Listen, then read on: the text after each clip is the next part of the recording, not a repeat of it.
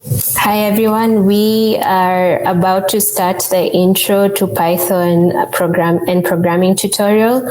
Thank you for joining us. A lot of you were in the setup session, so thank you for all your questions and interactions. Those have been very helpful.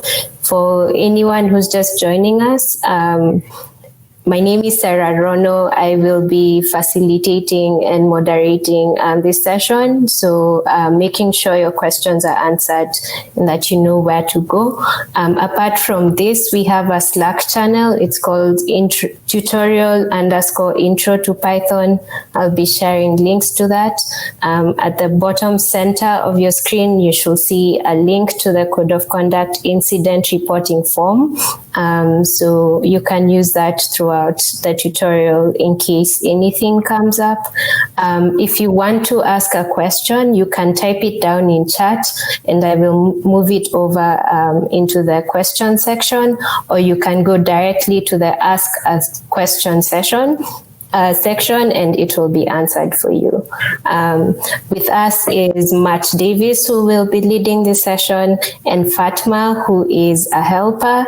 And so when you have trouble, Fatma will help answer your questions and help you navigate, so we are all at par.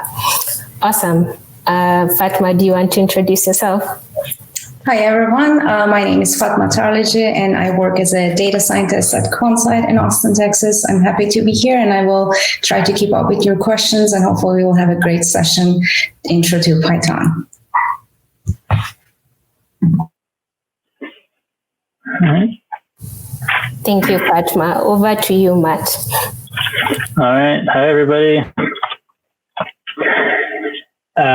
So my name is Matt Davis. I've been teaching this tutorial for a few years now, but never online and never to this many people. So thanks for being part of this experiment and being patient with us.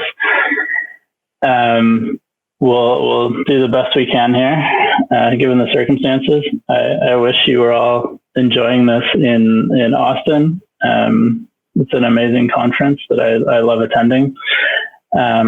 But this is what we got to do this year. My background is in, I studied astronomy and then ended up jumping over into software engineering. So I live out in California in the Bay Area and work at a startup in the kind of transportation sector.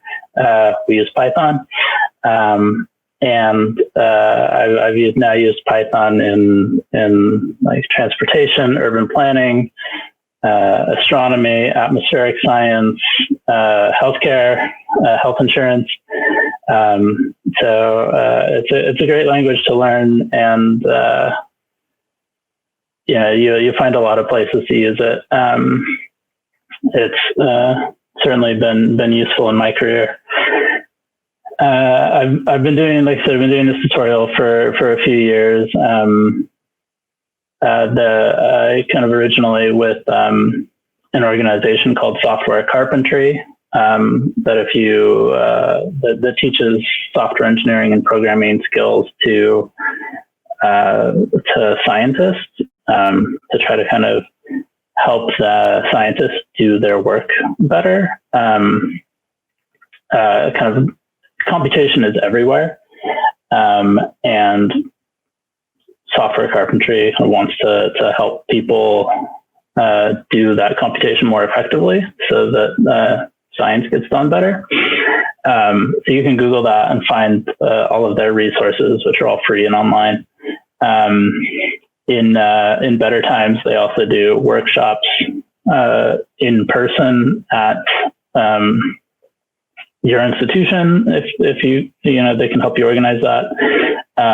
Sarah, I think, is still part of that organization. So if you have questions, I'm sure she would be happy to help you too. They're great. This particular tutorial is Intro to Python. We've only got 4 hours here.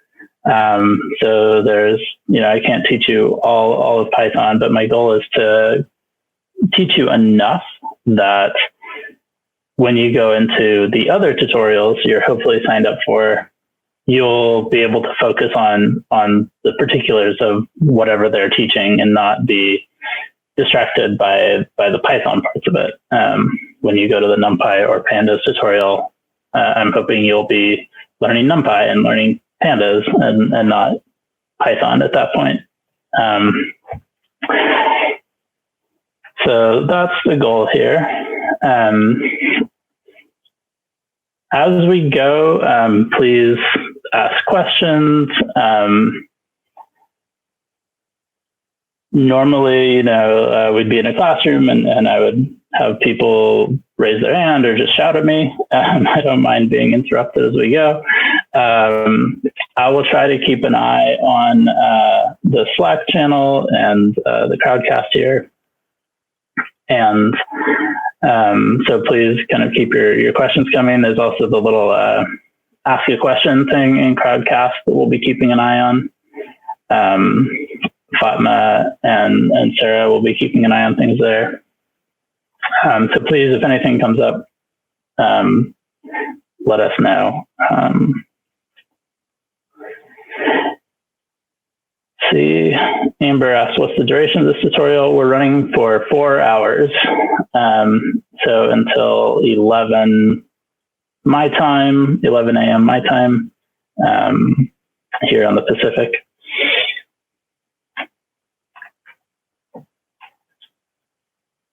See, hopefully most of you are so it's 4 hours, but as we go we'll take breaks, and there'll be like kind of the structure of it is like I'll do a little instruction and then turn it over to you to do a few minutes of exercises and kind of work on your own, and then we'll kind of come back and go over it. So this is meant to be a very like hands-on, you're doing work kind of thing. I'm going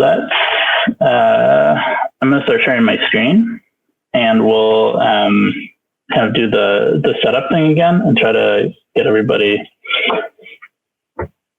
where they're kind of ready to go.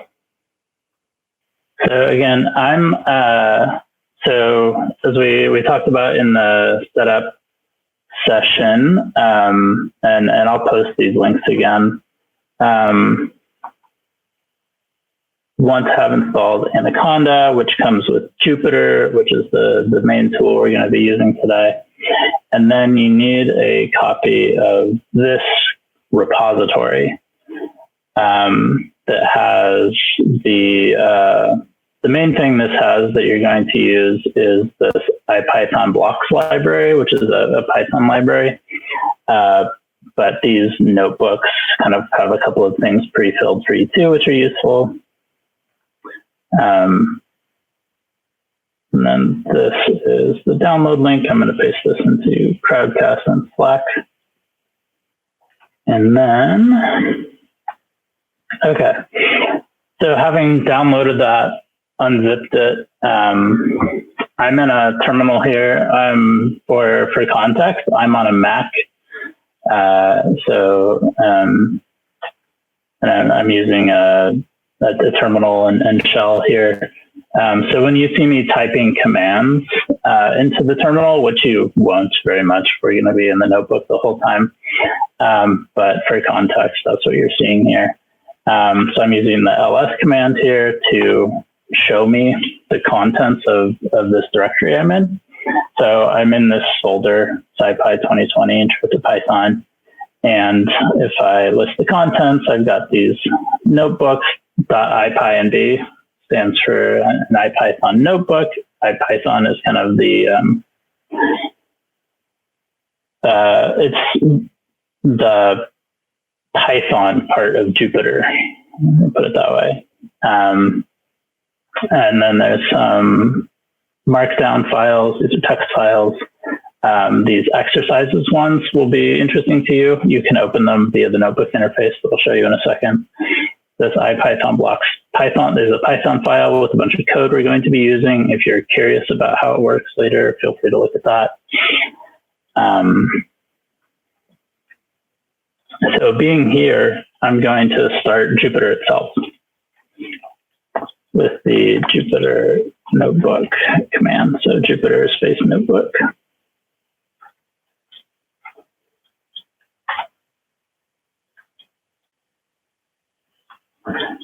And now I'm going to move over here. Oops.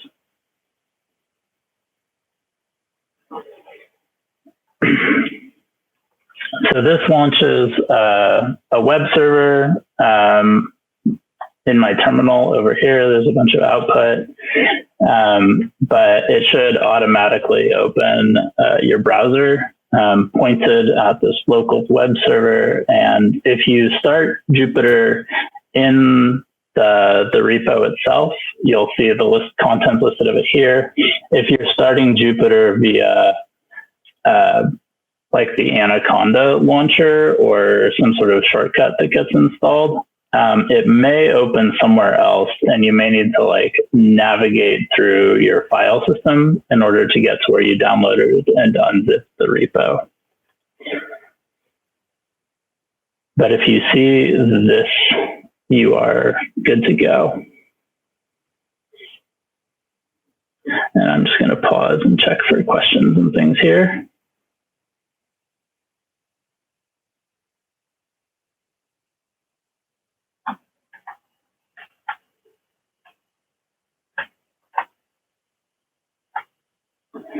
Okay. And then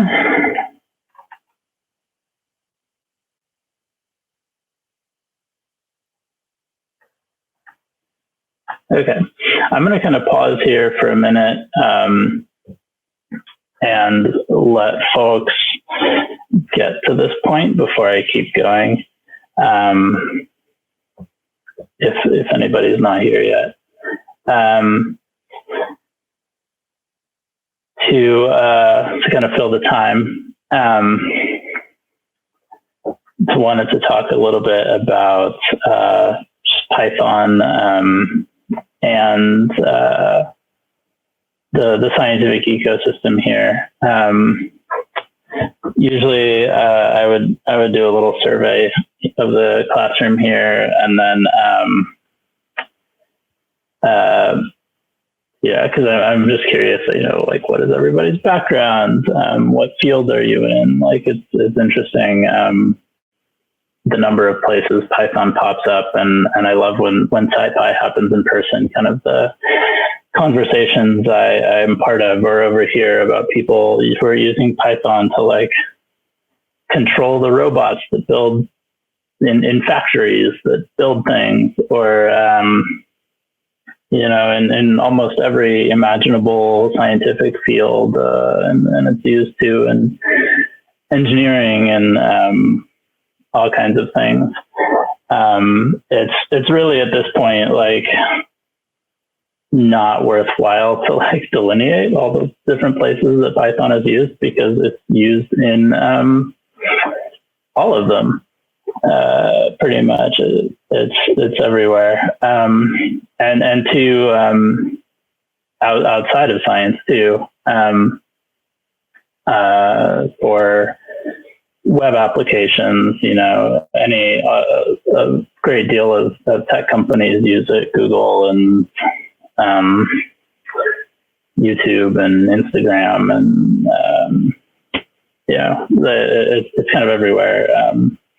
You can use it to do very mundane things like copy files around on your computer, and stuff like that too.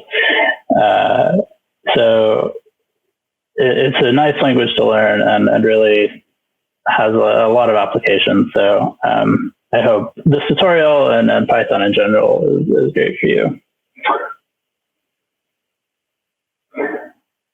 I'm going to pause here and kind of catch up on questions and things in Crowdcast here.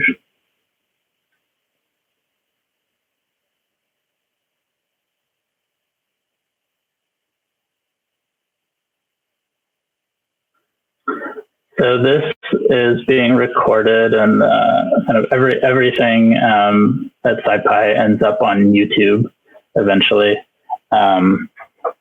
There will be a SciPy like SciPy 2020 playlist on YouTube that'll have all of this under the nthought user channel.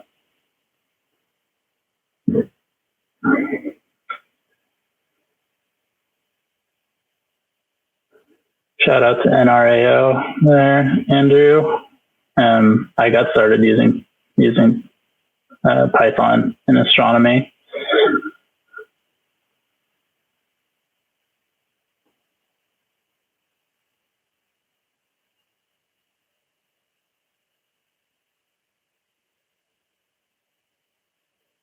Cool. Love to see everywhere people are using Python.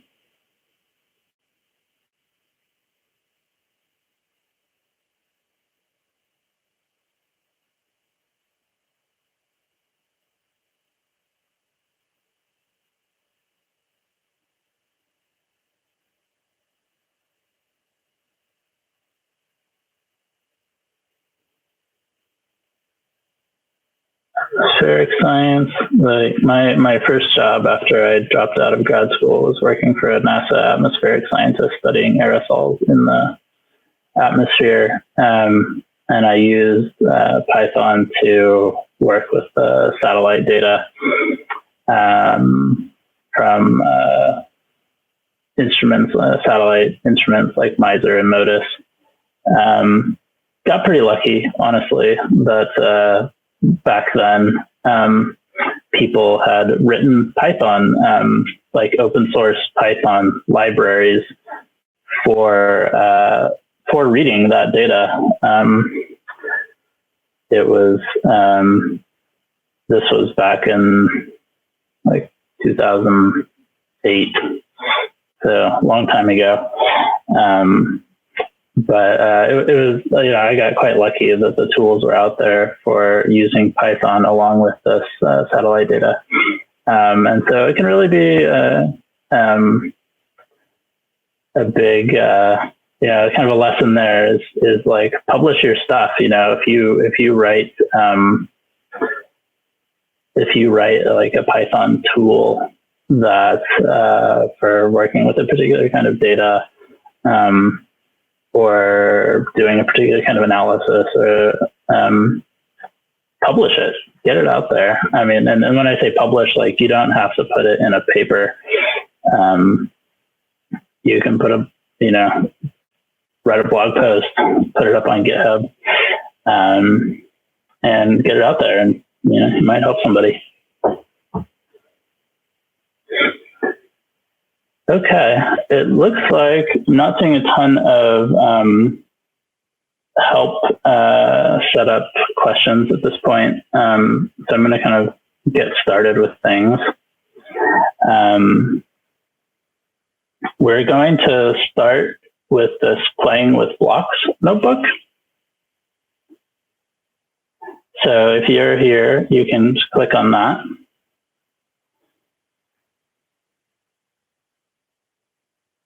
And it will open a new tab with this, and you should see something like this. This is a Jupyter Notebook. The Jupyter ecosystem is quite big now, and kind of you can think of this. It kind of has a separate front end and back end. So we're looking at the front end here, and we're going to do stuff here in the browser, and it gets sent off and run by a Python process that's running in the background here. Jupyter also works with other kinds of backends. There's R backends and Julia backends and all kinds of them that people have made. I think Python is probably still the main use case for it, but if you like this interface and end up using some other language at some point, you may be able to like use this interface with that language. There's also now Jupyter Lab, which is sort of a full-featured development environment for made by the same people, that where the idea being that you can kind of have a text editor, notebooks, and a terminal kind of like all running in the same window. So that's another thing to check out.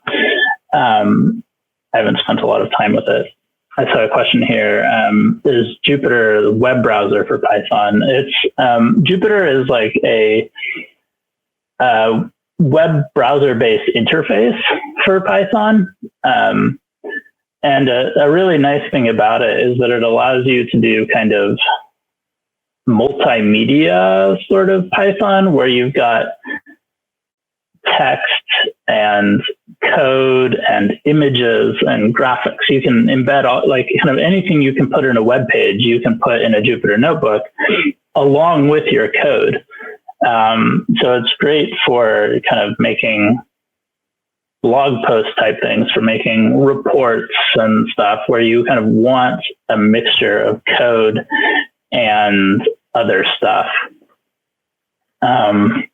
So like when you run a particular analysis and like your graphs show up right here next to your code, which can be really nice.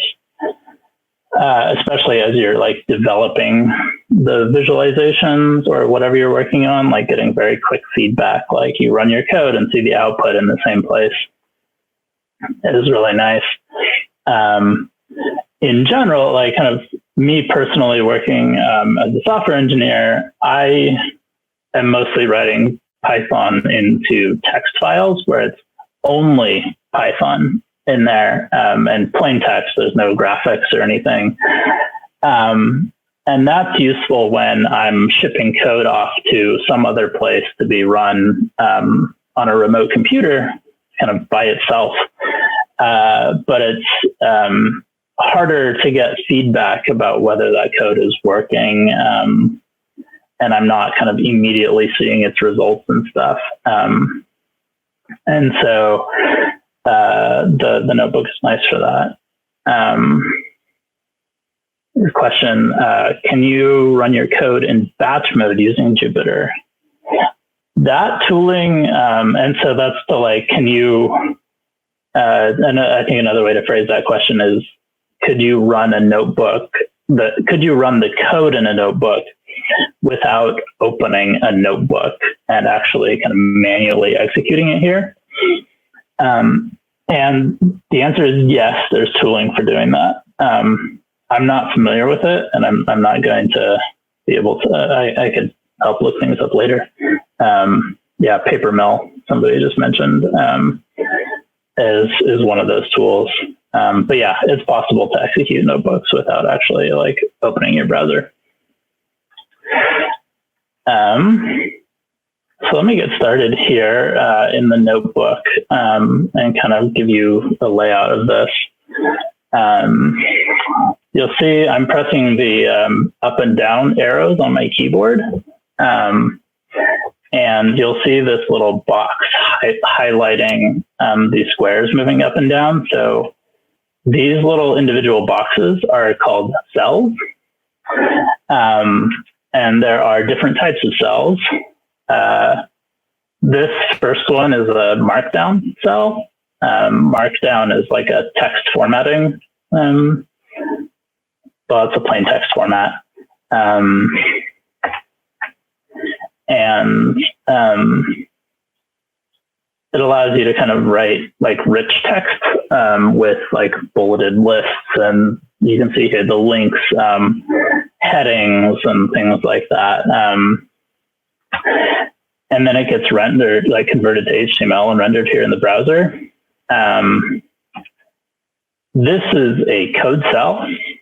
And when you run a code cell, if there's output, it'll show up below it. To execute one of these cells, you press Shift Enter. Pressing Enter itself will run the code in the cell, or enter a new line. So press Shift Enter to run this. When a cell has successfully run, a little number will show up next to it, indicating that it's run successfully. So I want everybody to select the cell. You'll see the little blue highlight over here. Press Shift Enter and verify that the number 1 shows up next to it there. And I'm going to check the questions while you do that.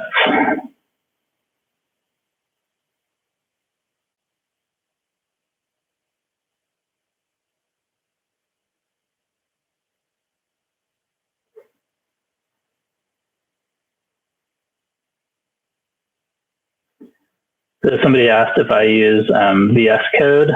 I do. For those who don't know, VS Code is a code text, like a plain text editor specifically designed for code, editing code. Similar things.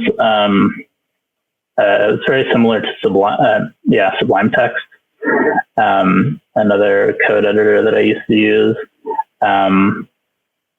And there are also popular development environments for Python, like PyCharm. There's a scientific one, but kind of one geared more towards science, called Spider. There's Jupyter Lab, which is similar. And then there are kind of very classic terminal-based text editors like Vim and Emacs. I like VS Code a lot. It's from Microsoft. The VS is for Visual Studio, because it's from Microsoft. The VS Code, but it's open source and free, even though it's Microsoft. But yeah, I've kind of, my personal workflow generally as an engineer is like a VS Code window for editing code, and then a terminal for running it.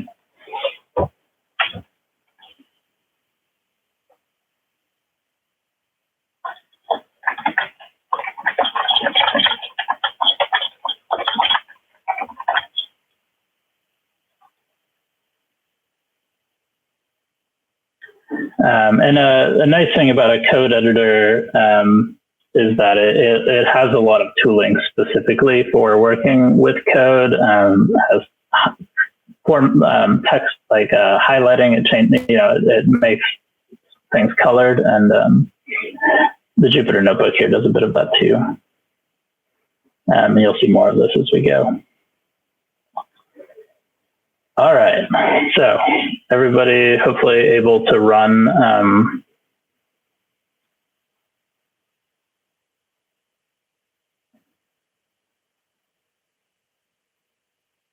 let's see. So somebody got a syntax error.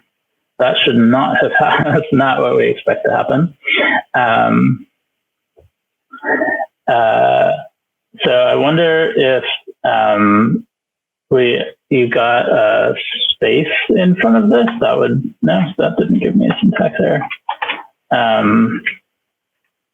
Not sure what happened there. If you can, Jennifer, if you can paste the kind of full text of the output you got there into like Slack or the chat here, one of us can hopefully help you get that fixed.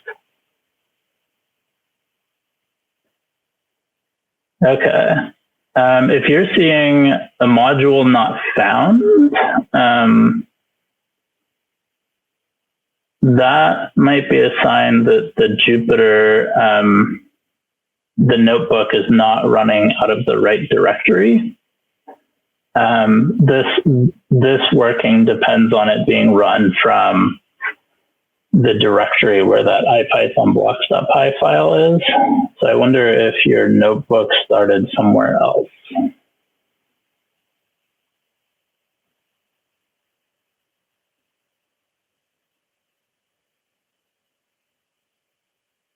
You could install IPython blocks separately, but I put it in the repo so that it so people can just run it from here. But you can also install it using pip if that's something you know how to do.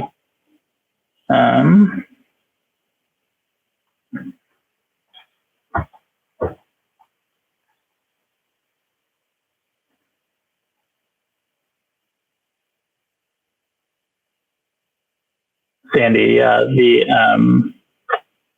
the number will increment every time you run it. It's showing the order things were run.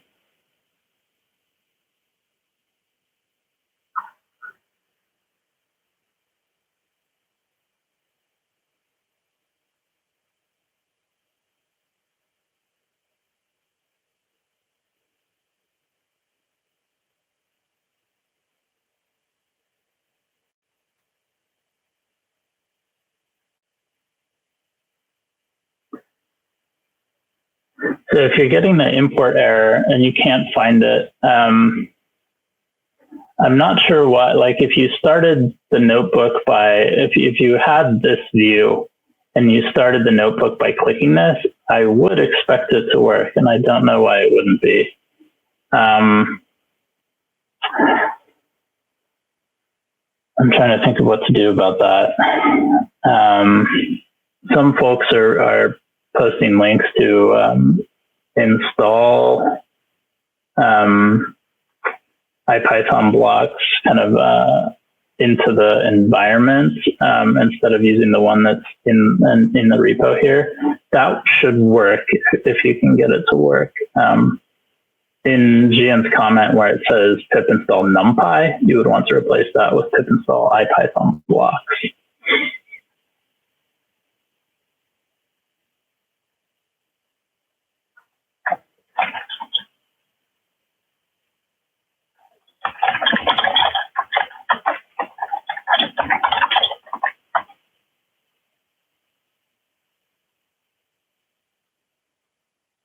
I'm checking Slack for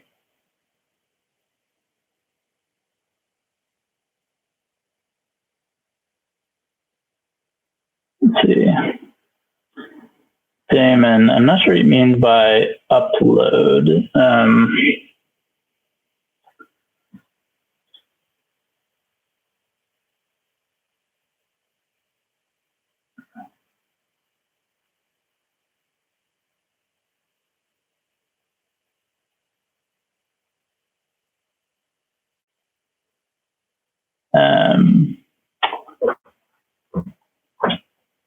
If you're in that directory where you can see the tutorial files in the Jupyter Notebook,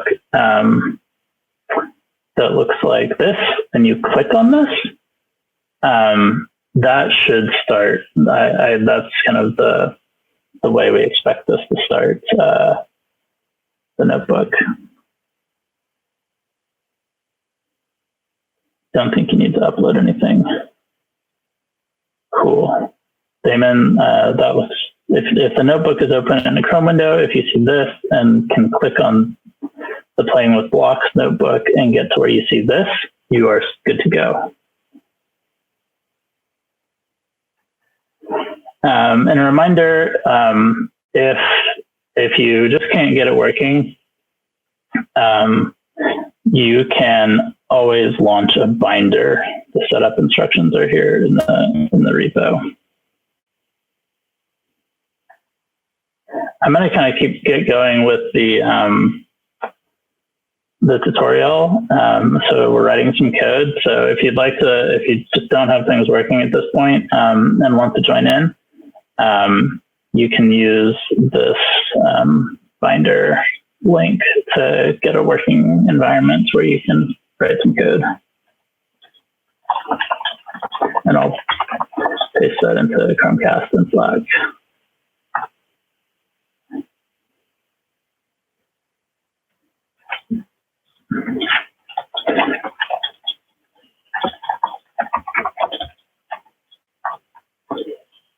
Crowdcast.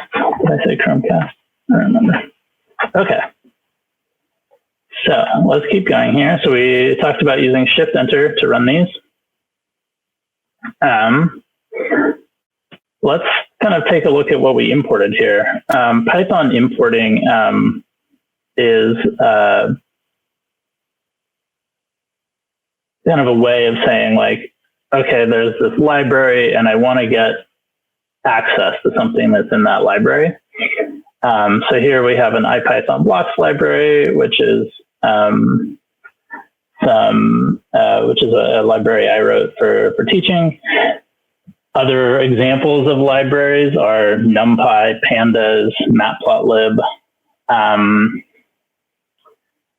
Those are kind of examples from the scientific library. There are also libraries that come built into Python, things like the OS, this modules, regular expressions. There's a lot of them. So there's stuff that comes with Python. There's stuff you have to install separately. But to access any of that stuff, you need to import it and say, like, hey, Python, this is some code I want to use.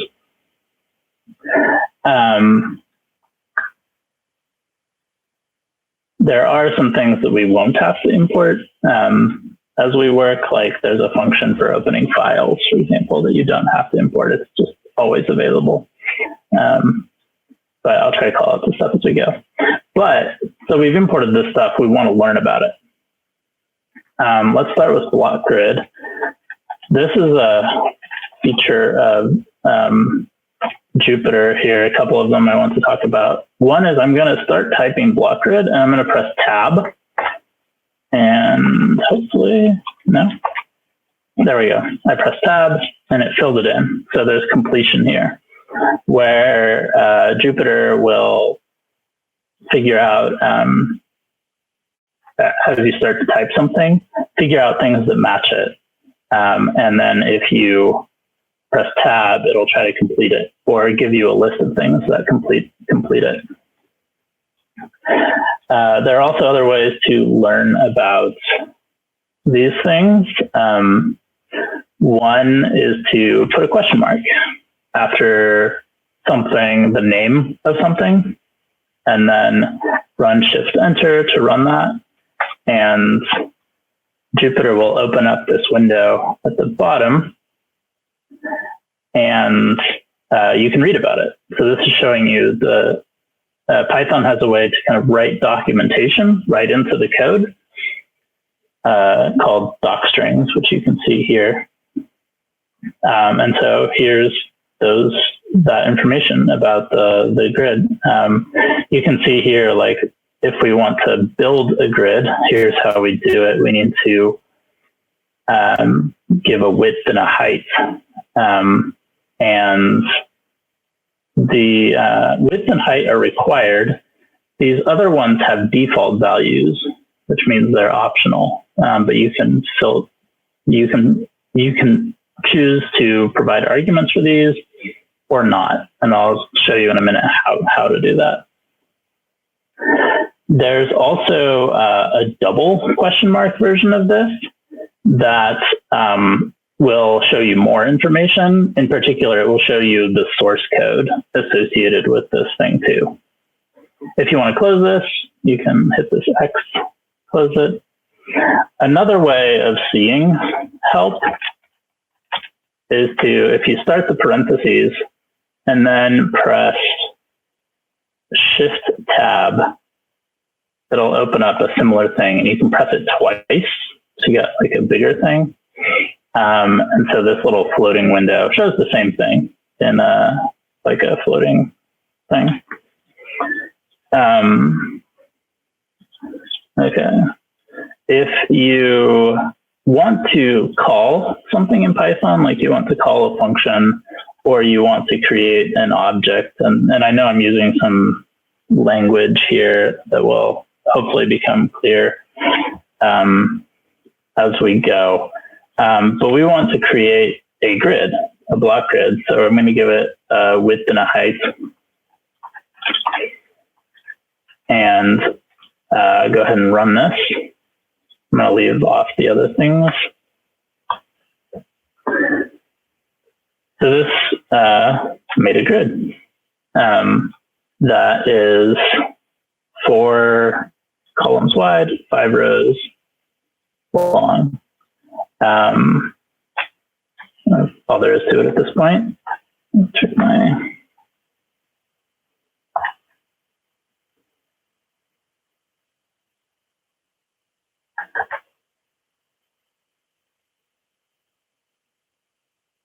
So give it a try. Sure it's working.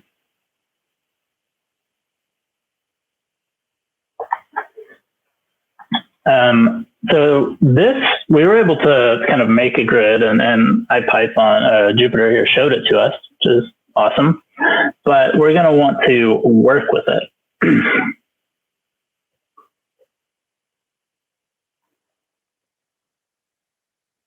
So to work with it, we want to capture it in a variable. To do that, we're going to pick a variable name. I'm going to pick grid, an equal sign, and then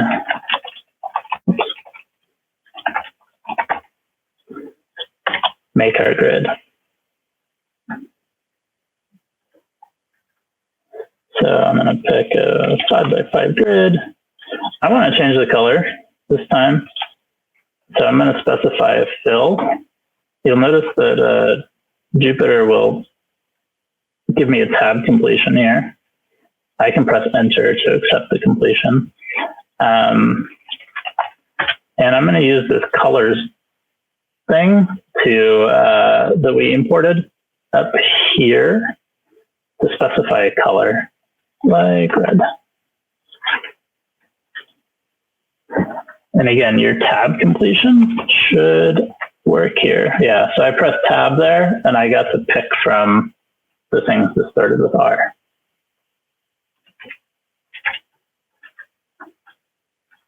Rosy brown sounds nice.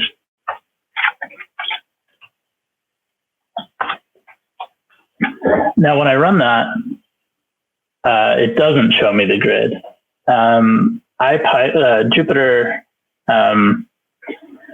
will echo back to you down here the last thing in one of these, the last output in one of these cells. And so when I ran this cell, it didn't, there wasn't any particular output. It executed it, it made a grid and assigned it to this variable name. And that's why we don't see it. But if we would like to have a look at it, we could put this in a line by itself and execute that. So there's my grid.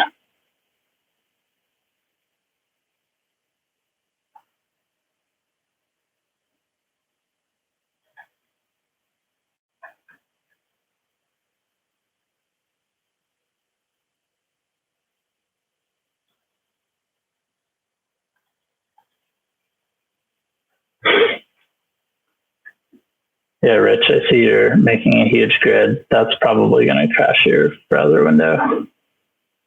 You might need to close and restart it. Good luck. Matt, there's a quick question about whether there's a key shortcut instead of pressing run in Jupyter Notebooks. Oh, yeah. To run one of these cells, shift enter. So hold down shift and press enter to execute these cells. Awesome. And then there's another quick question about your grid. Some people are saying they got a symmetrical grid, and if there's something missing from yours since it's not symmetrical.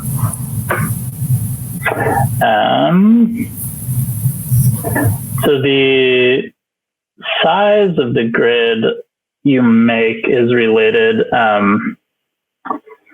to the inputs here. Like you tell it how big of a grid to make. So I'm hoping, I'm not entirely, if you can paste in the code that you're running, that's a big help to us to answer the questions here. But this grid doesn't have the same number of columns and rows, because I said to make it 4 units, 4 columns wide and 5 rows tall. And for this second one, I said 5 columns and 5 rows. Okay, thanks. So people are saying it's might be related to the video quality, where it's not coming through exactly the same as it looks on my screen.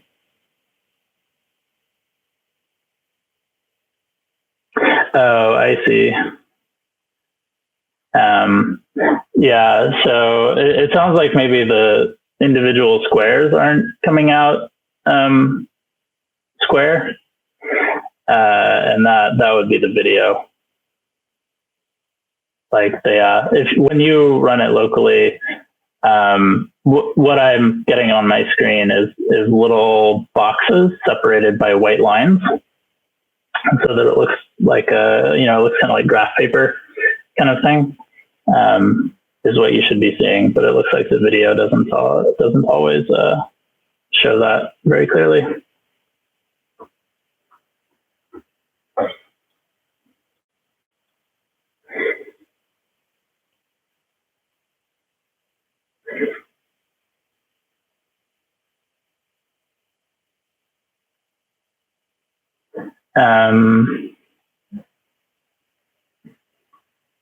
So somebody asked,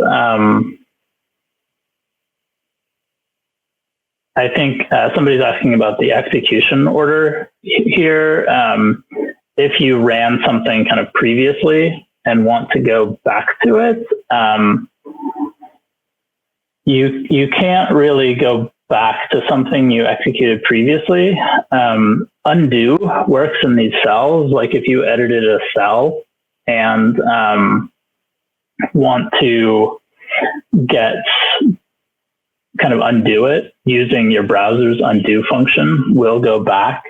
But if you do things like edit this, you can delete cells and move them around. That undo doesn't work as well. There might be some undo up here. So like there's some undo commands up here in this menu. I clicked on this edit menu. But that's something to watch out for. If you want to run a cell again, you can select whichever cell you had highlighted. If you want to change and run it again, you can use Shift Enter to run the cell again. You can copy and paste these cells. There's keyboard shortcuts for it. Let me show you how to see so like this menu up here has a bunch of notebook specific commands. So this edit one, you can copy a cell or cut a cell and move it around. If you want like another copy of a cell to run the code, like you want to copy a cell with some code, edit it and run it again, like you can do that. There are keyboard shortcuts for a lot of this. And if you go to the help menu, well, there's even a tour you can take. And the keyboard shortcuts here will show you all of the keyboard shortcuts, if that's something you want to look at.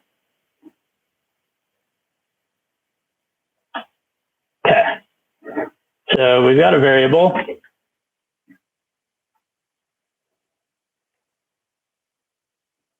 There, and we can start to work with it.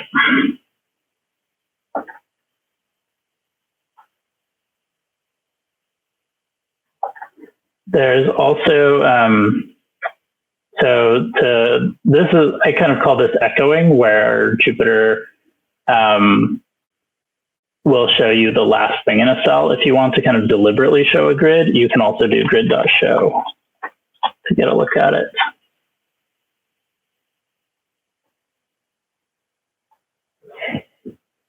But let's start to work with these grids and see what's in them. Oh wait, we have an exercise. If you go back to the home page here of Jupyter and open this playing with blocks exercises.md,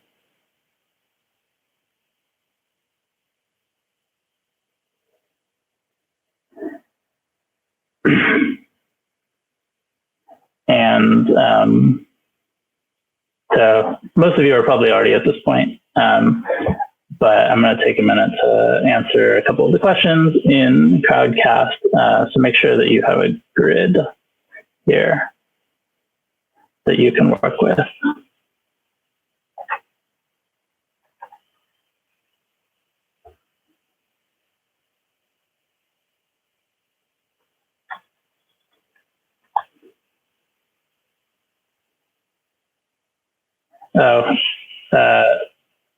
So I left in here a reference to an old notebook called the Colors Notebook. I should have updated that and taken this out. So don't worry about that. Pick a color from, you can make up your own color if you know about RGB tuples, but you can pick a color from the colors thing here, like colors dot something.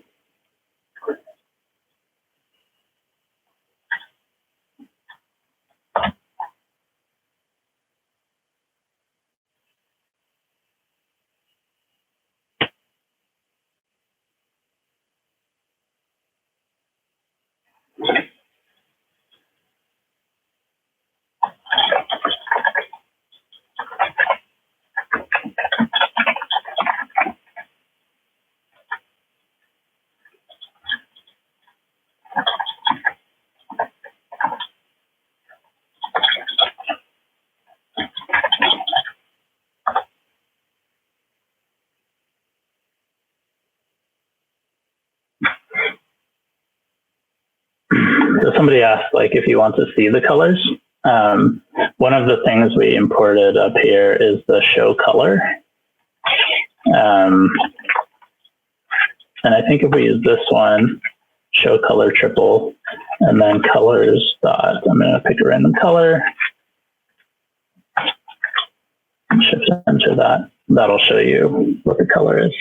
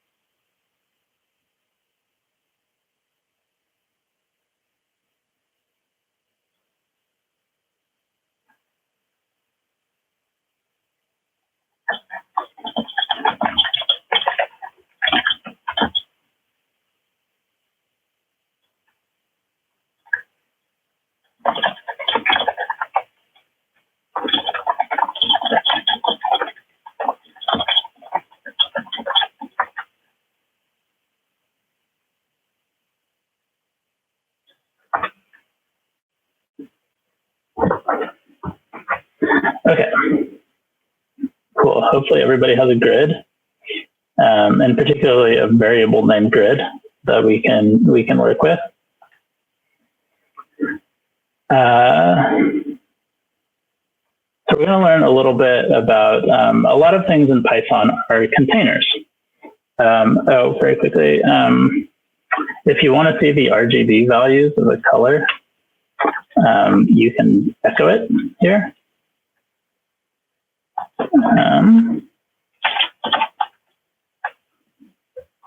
For example, and then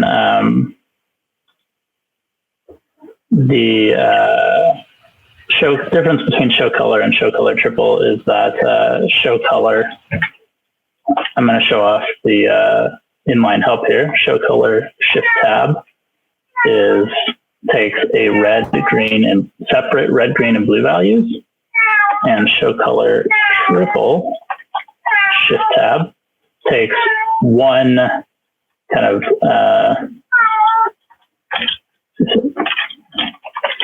one grouping of three values, kind of a subtle difference.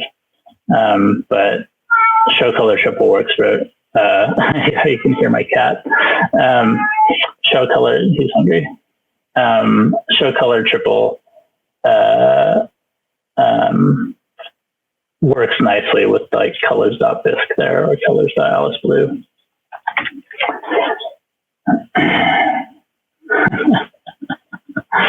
I should have picked them up and showed you. Let me, Matt, or Rich, let me show you this here again. The syntax there. The colors are actually optional. If you want,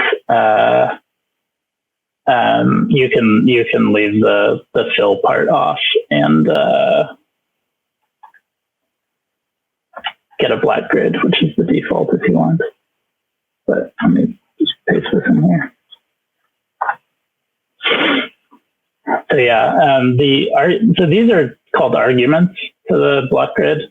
Block grid is a class, and so when we're getting a specific version of this class with these parameters, so we're saying make it 5 columns wide, make it 5 rows tall, and give it a fill of this. And these are positional arguments, and this is a keyword argument, just to kind of give you some vocabulary there.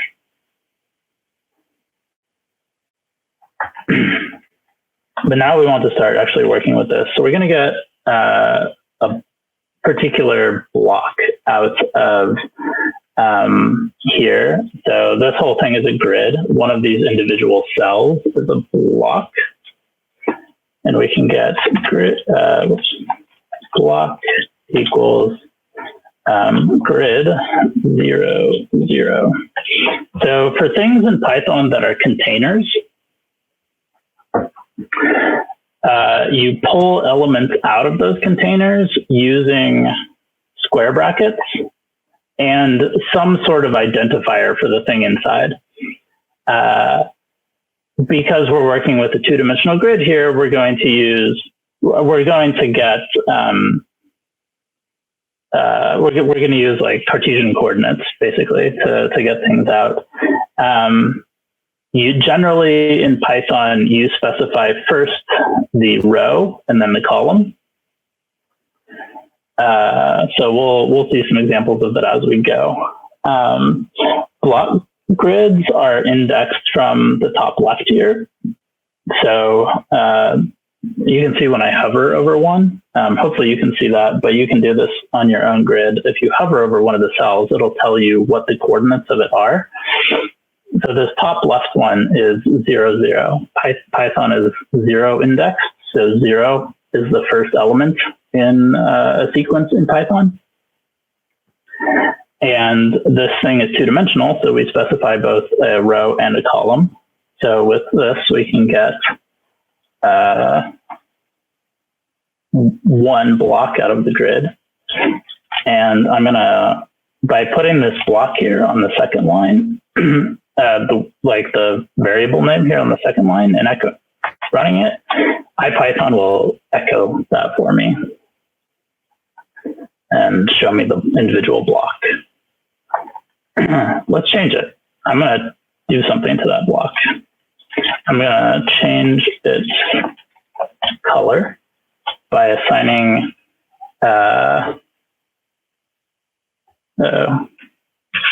okay, thank you, Kelsey.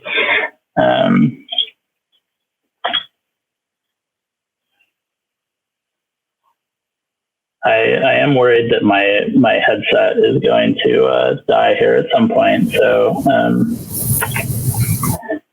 do let me know if I disappear.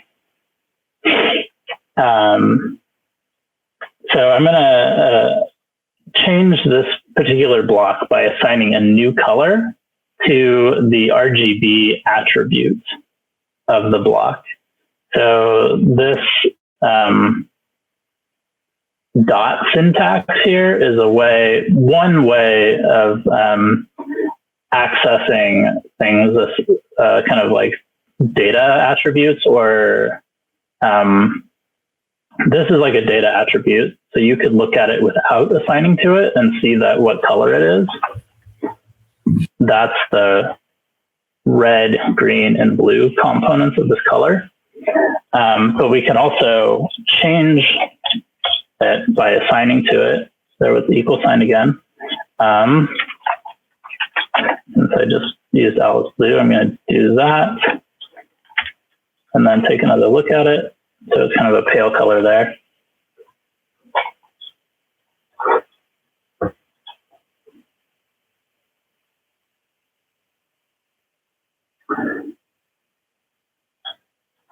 Jennifer, the error there is that you're using parentheses instead of square brackets here.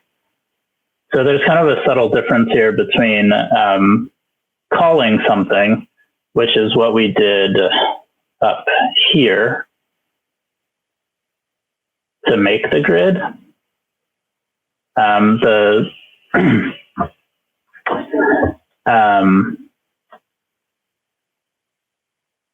I always have a little trouble explaining this every year. But when we call a function or want to create a new instance of an object, we call it, and we may or may not pass in arguments depending on the requirements are, how it's defined. And then that means like, go run whatever code defines this function or object and give me back the result.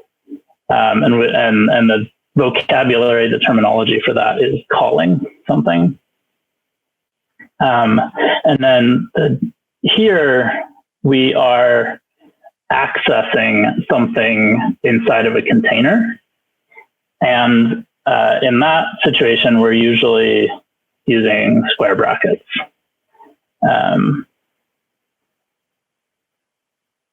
So like getting things out of a container, square brackets, calling something, parentheses.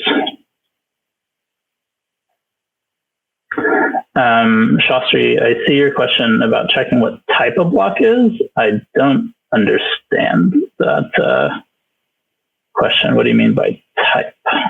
Are you wondering what, like, kind of, instead of seeing the block, you're wanting to see kind of the code representation of the block, maybe? Let's try a couple of things here. Python has a print function. So we can try to print the block and see what happens.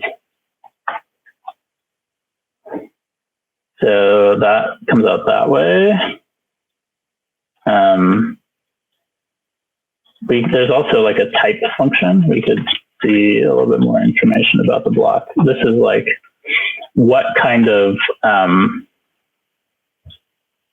yeah. Okay, thanks, Shastri. Yeah, the type function is probably what you want there, which will give you a pointer to like, this is the actual code that represents this thing.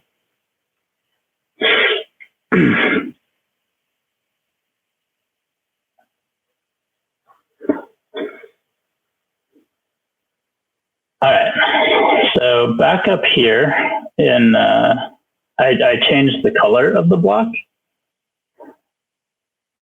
Let's take a look at what happened to the grid. It changed too, right? So we pulled out one of these blocks, changed it kind of on its own, and it changed in the entire grid too. This is something to watch out for in Python that differs a little bit from other languages sometimes. When you pull something out of a container in Python, you are still working with the thing that is in that container.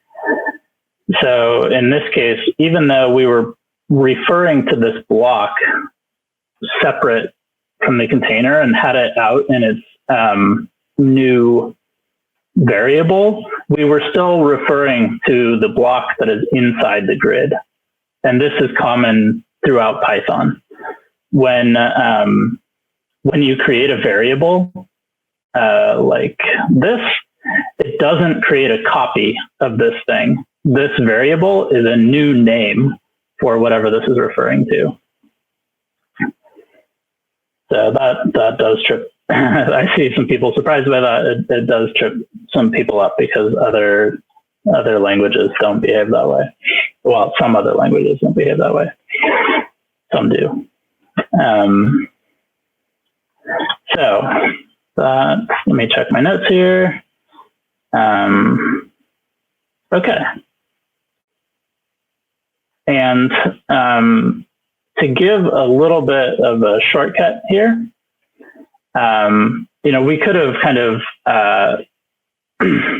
okay, Shastri asked, what is a container? I mean here, something that I'm trying to define this without saying the word contains. But Python itself and other libraries have ways of like holding other values together in a group. Python has built into it a list type that's very common, where you can put a bunch of any object together in a list and pull them out individually using the square bracket indexing. There's also a dictionary, which allows you to put things together with labels, like names for them, and then pull them out using those names. So that's what I mean by a container, is something that holds other Python values or data. And so a block grid is a container for blocks, these individual cells. Yeah, container is kind of a bad word. But I just mean something that has something else inside of it. So the NumPy arrays, Panda data frames, those are all kind of examples of containers. And so the thing to watch out for is that when you pull things out of those containers, they are still the same thing that is inside the container. And if you change it, you will change the thing inside the container. See a question in Slack.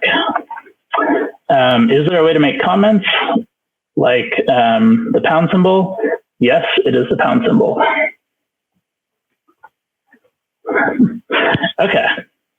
And to show you a little shortcut here, we could have done the same thing by assigning directly to this, like kind of put it all together into one statement. Like this grabs that block. This references the RGB attribute of that block. And then we can assign a new color to it. I really like cyan. And then we can look at the grid again. There, we changed it. So at this point, you are to do exercises 2 and 3 from the Playing with Blocks exercises, where you are changing a couple of different, the color of a couple different blocks in your grid to get used to the indexing there. So do those 2, and I will answer questions.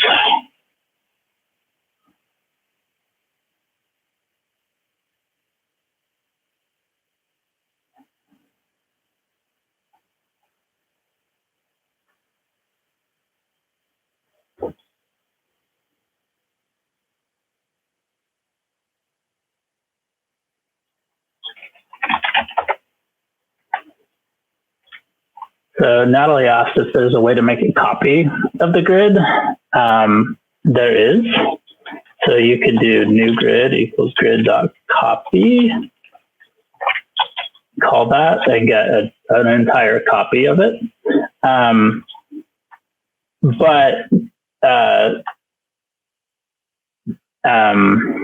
me actually just go to copy. I'll leave that there so people can see that. Not everything is going to have the same syntax for making a copy. Lists, for example, don't work this way.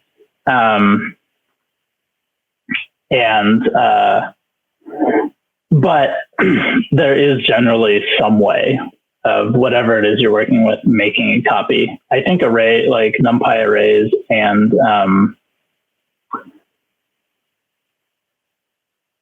Pandas data frames have like a .copy method, so that's pretty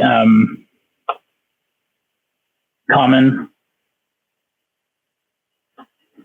One thing to note, to call out, is that if you do new grid equals grid, you are not making a copy.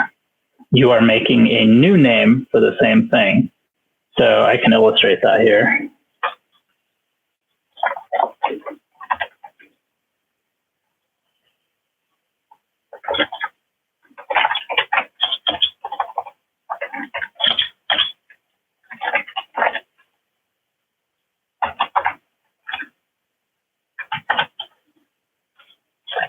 And then show the original grid. I changed it. So assigning something a new name doesn't change the thing itself. So watch out for that.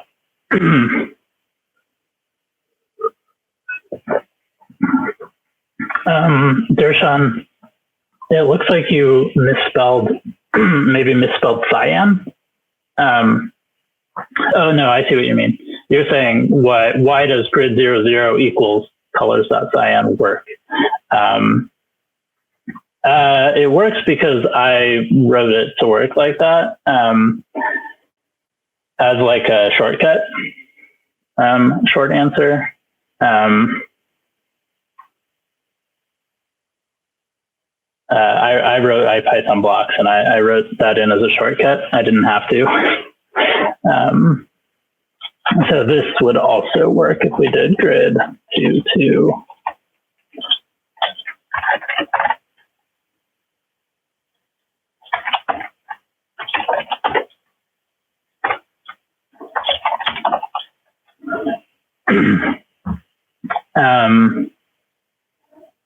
Sai asked if we can change the color of the entire grid. One way to find out.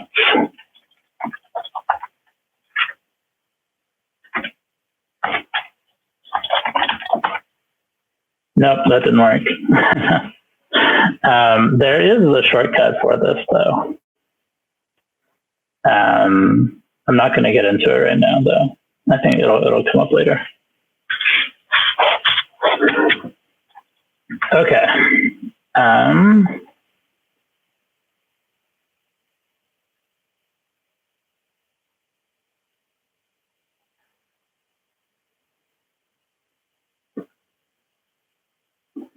Okay. Somebody asked for a recap of the copy. Block grids can be copied with a method. So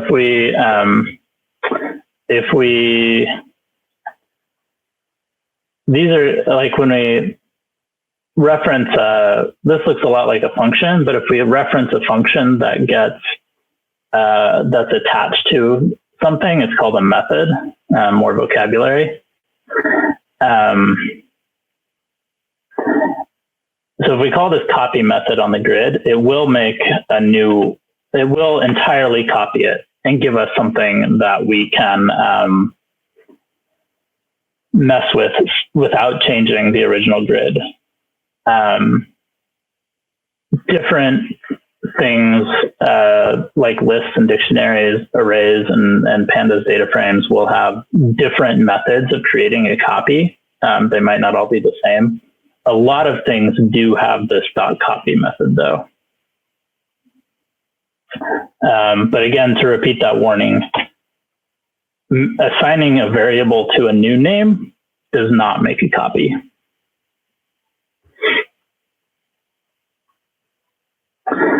If you want to make a subset of it, I don't want to get too far ahead of ourselves, but you can remind me to come back to that later when we're talking about slices. I don't want to get too far ahead of ourselves there. I also, Panayoti has a question too about slices. And we will get to that. I don't want to get to those just yet. Okay, so for exercises 2 and 3, look at these. So exercise 2 is 3rd row and 4th column. So the trick here is that Python is 0 index, so 3rd row, 4th column is 2, 3.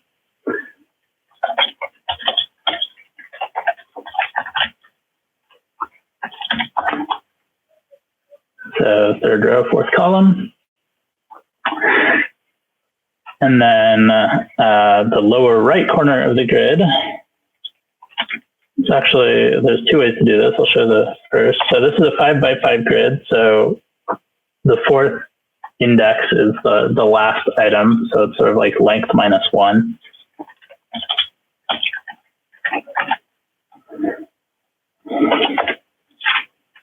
Teal is another good one. And then we look at that grid. Okay, so changed it. But to show a trick here, Python also supports like indexing from the back of something from the end using negative indexing.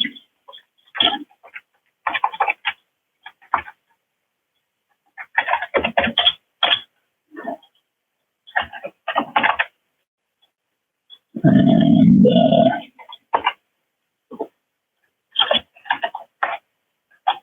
so that changed there. You can mix and match like positive indices and negative indices. So this for this particular grid where it has like a known definite size, this isn't a huge advantage, but this is really useful if you don't know how long something is necessarily, but you want the last thing in it. So this negative indexing comes in handy sometimes.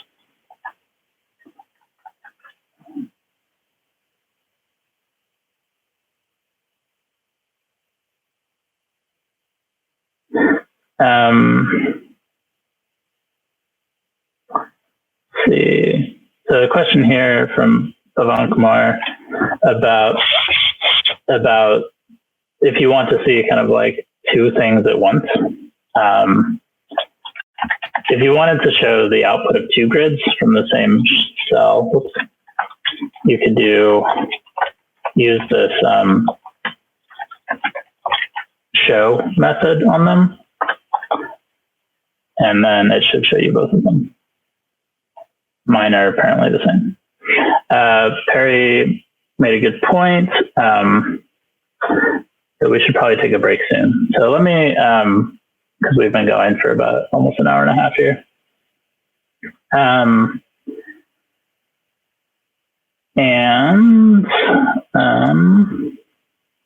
Okay.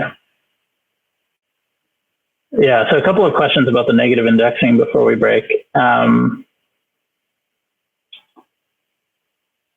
The negative indices start from 1. Yeah, so -1 is the last item. I kind of conceptually, there's not a difference between 0 and -0. So you can't use 0 for both of them. I think, like in some ways, there is a difference between 0 and -0. But since kind of they're not different numbers, use -1 for going from the back for the negative indices.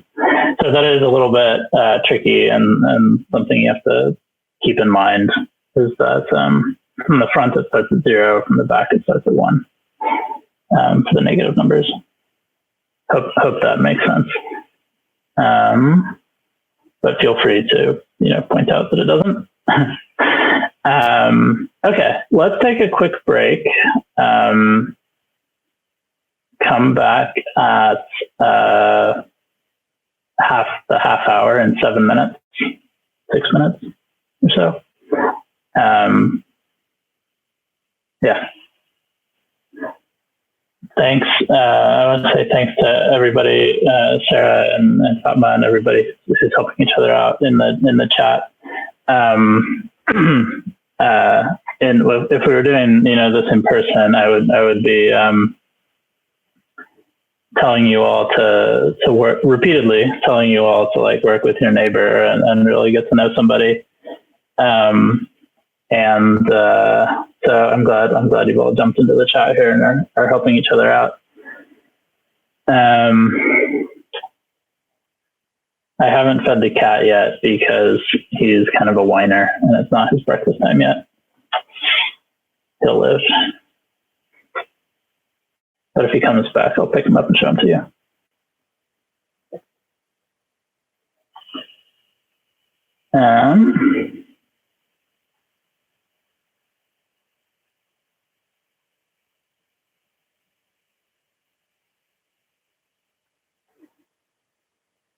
Trying to catch up on questions in chat here.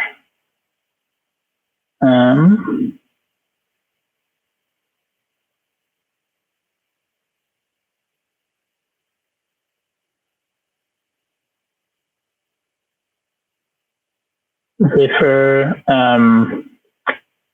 not entirely sure why that's not working for you. I made a 5x5 grid, but that shouldn't matter if you're changing the 0 element. Just make sure it's grid.rgb, as in, let's go back a bit, this example.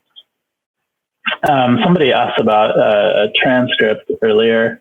There won't be a transcript exactly. There will be a recording, and in addition, I will push up my work to the repo, and you'll be able to see it on GitHub or download it.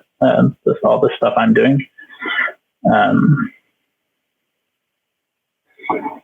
So hopefully that will help. All right.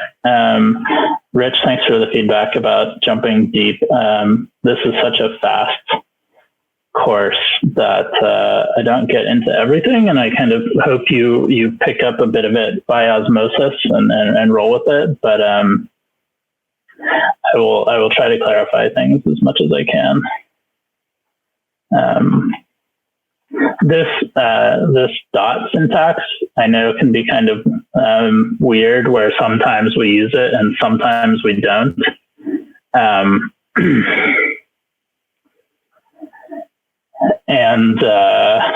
But when we use this dot syntax attached to a variable, we're accessing something attached to that variable. Sometimes it's data, like the RGB. Sometimes it's functionality, like .copy or .show. And so this is a show feature attached to this specific grid. I could also have written a show function that you pass a grid into, and then it shows it.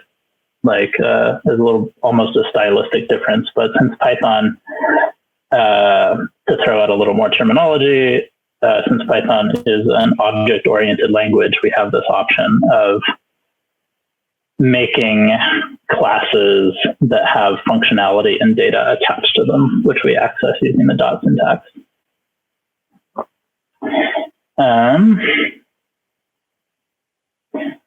Karen, if you wanted to, post a screenshot or something that might help.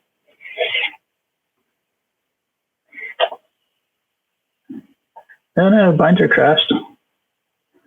I forgot to mention before, you might need to restart it. And I forgot to mention before the break, that breaks are especially dangerous with Binder because you can step away for long enough for Binder to decide you're gone and deactivate your notebook. So if that happens, you can go back to the repo here and click this link again, and you'll kind of have to start over from scratch. All right, let me get into my notes. I'm just going to paste this in here again and figure out where I am. All right.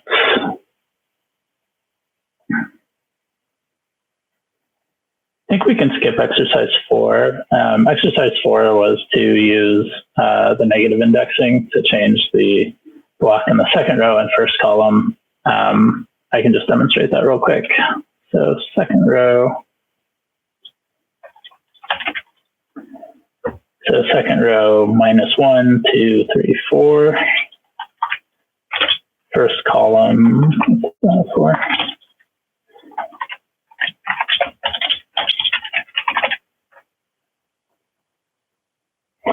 What color do we want now? I always love just figuring these out. Yeah. So the same way positive indexing can access any elements of the grid, so too can negative indexing. Okay. So that was kind of the basics of creating variables, accessing and changing them. So we're doing this like assignment here. The indexing, calling things. Remember the difference between calling something with the parentheses and pulling something out of a container where we use the square brackets.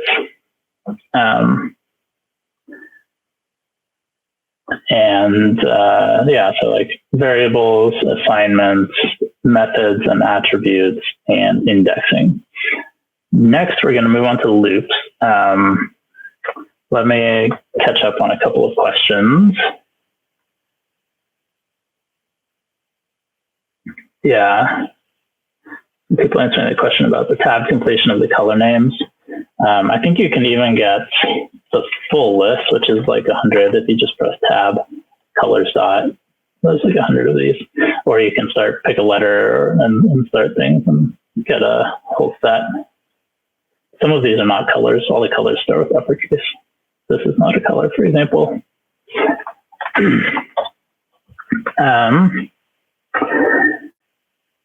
If Vankmar, we'll get to slicing soon, so I'm not going to answer that question just now.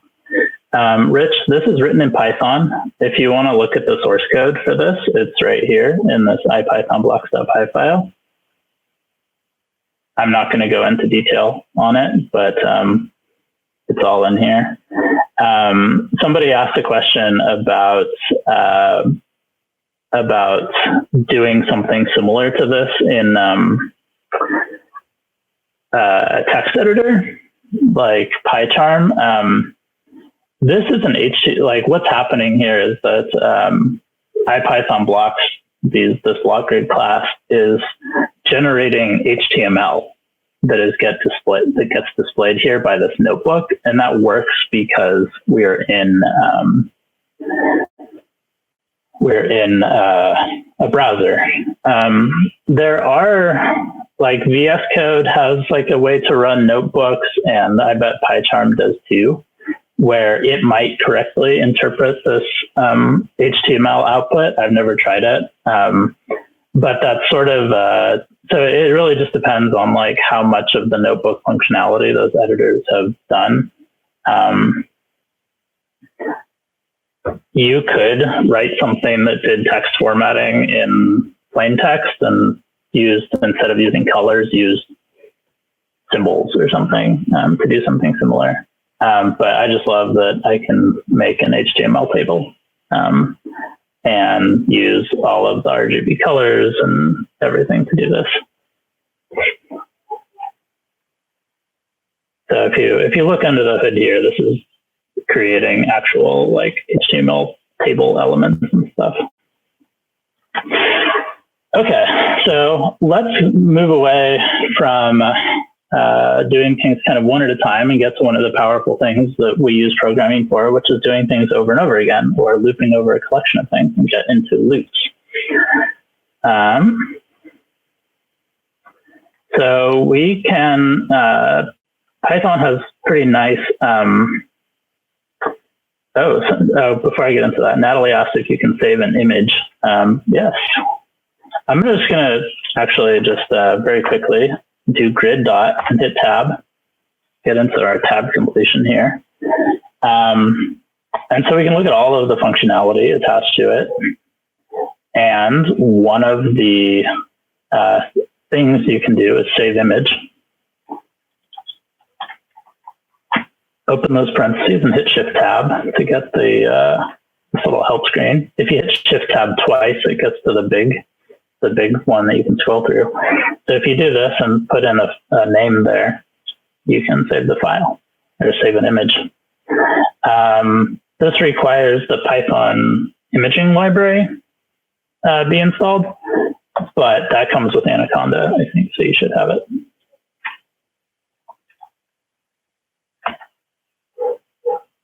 Okay, so let's get into loops. Thank you, sir.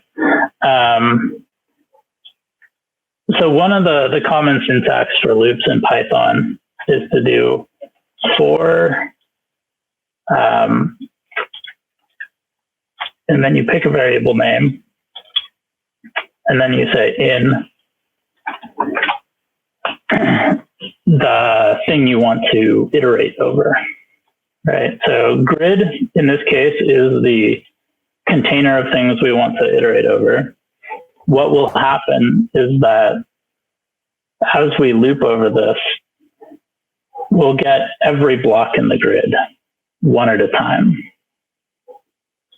And then as we go, we can do something with each of those blocks. So I want to change the color.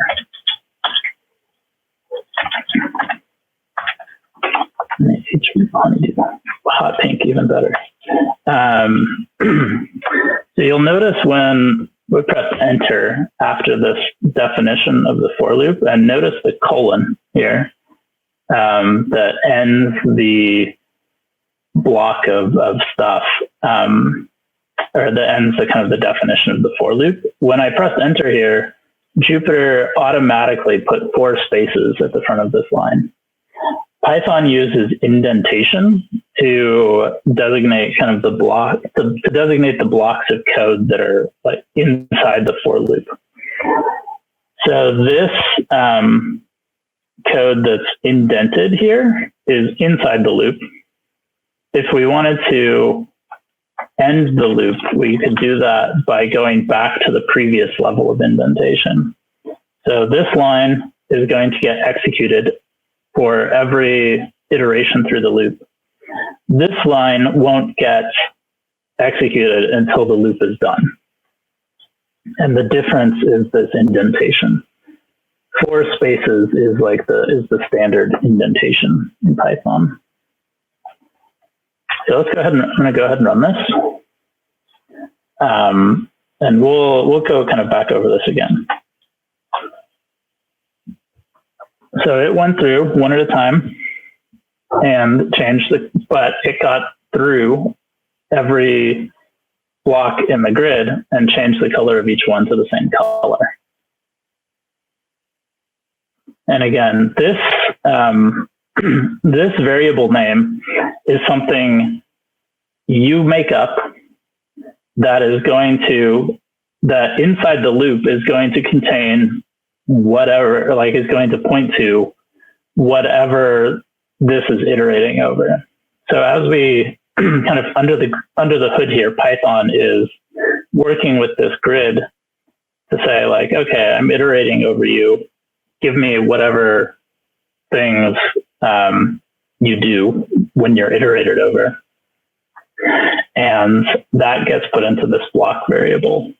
And so this one, each iteration through the loop, you're going to have a different block in the same variable. So each iteration through, this will be a different block. And then you can see that. And Jupyter, or IPython blocks has a way to kind of illustrate that. We're going to use the animate feature to take a look at kind of what's happening under the hood.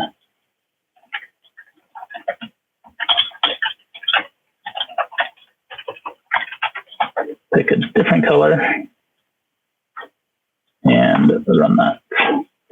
So here we can actually see that it's happening one at a time, starting at the top left, going through the first row, then the second row, and so on, all the way through.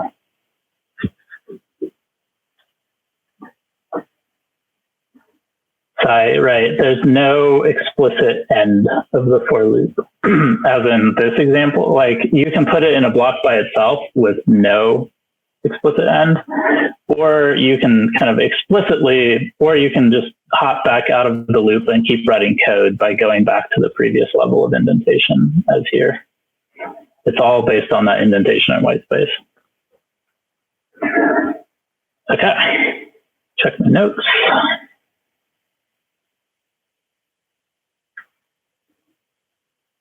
See, we have an exercise here.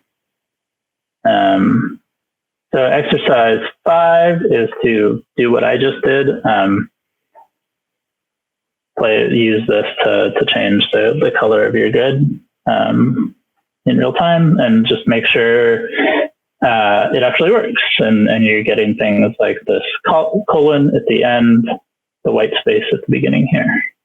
And I will just take a second to catch up on questions and things.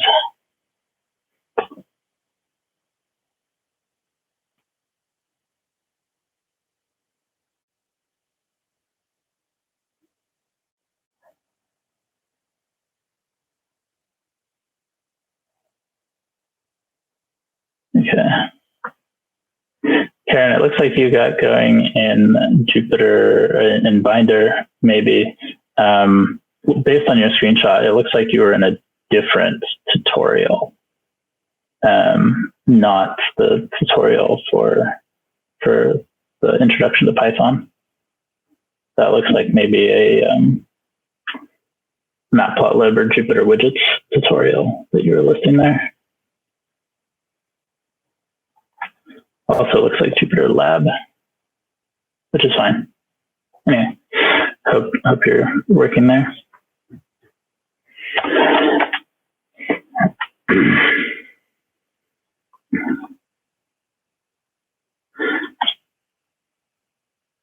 The image, so Yali, if you do save image, it will not be animated. It'll only the kind of final product, the state of the grid at the time you call save image will be saved. Rashika, the grid needs to be animated here, or not animated, sorry. Grid needs to be declared here. So this needs to be an existing thing that you're animating over. Block does not need to be a name that you have used before. Python does not require that you declare variables. We could do this with a completely new name unseen before here, because this is only used within the context of this loop. We would not be referring to this variable name. Like inside of this loop, this variable has this specific context and like doesn't need to have been shown before.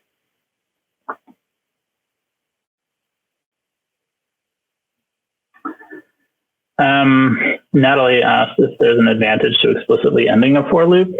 A lot of languages use a lot of times like curly braces to indicate like the block of code that is included in the loop. And the advantage of it is that it helps it helps whatever is interpreting, and like it helps the computer understand where the loop ends.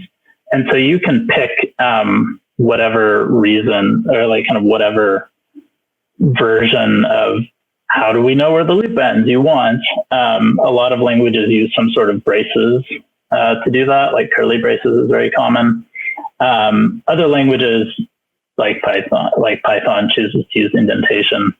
And the reason for that is that indentation helps make your code readable to a human, to know, like, okay, by visually spacing things over, it's easy to see that this stuff is under the loop and part of the loop block.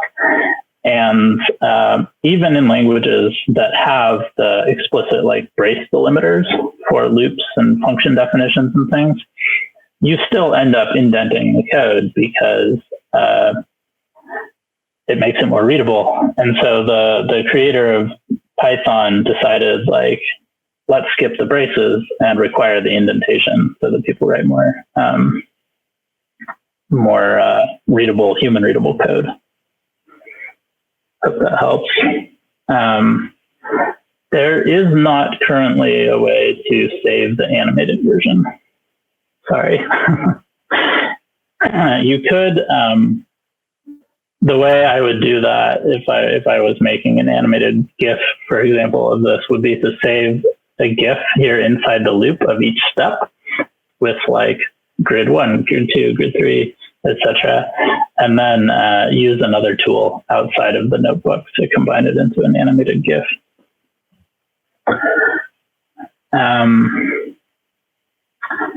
So grid.animate, kind of what's going on under the hood here is that it's only saying show the grid after every step of the loop. And so it's kind of under the hood using that grid.show function that I've shown you before to show you the state of the grid at every part of the loop. If you want to iterate through the grid, but only animate certain blocks, I'm going to kind of not quite answer that question. We will get in a little bit to if statements, where we still might iterate over the whole grid, but only change certain blocks using if checks, which is we'll get to in a little bit. Checking my notes. Oh, when I said a little bit, I meant right now. We're going to do this. So often as we're working through code, we need to say, if a certain condition is met right now, we want to do this thing. And, it can branch out. We can do it several times, or, and kind of say, like, if this thing, do that, or if it's this thing, do this other thing, or if none of those conditions are true, do this other thing. And so we're going to get into how to do that. So starting with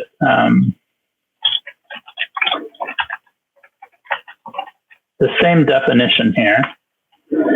But let's say if we want to change only a single row, like the third row, blocks have a row attribute that tells you what row of the grid they're part of.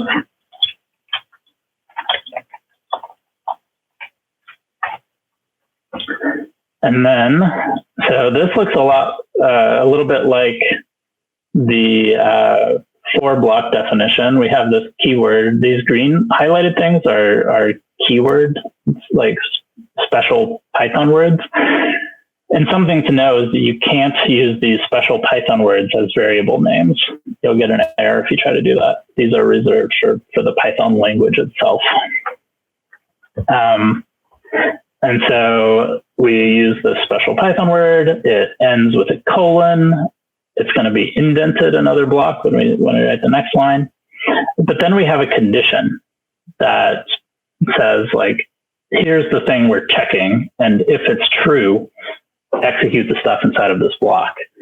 So if we want to compare the two things that are equal in Python, we use two equal signs, different from here, where we're using one equal sign to assign the value on the right side to the whatever is on the left side. So this is single equal sign is assignment.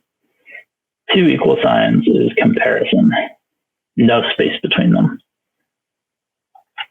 So if the value of that is, if the block.row is 2, we want to change it.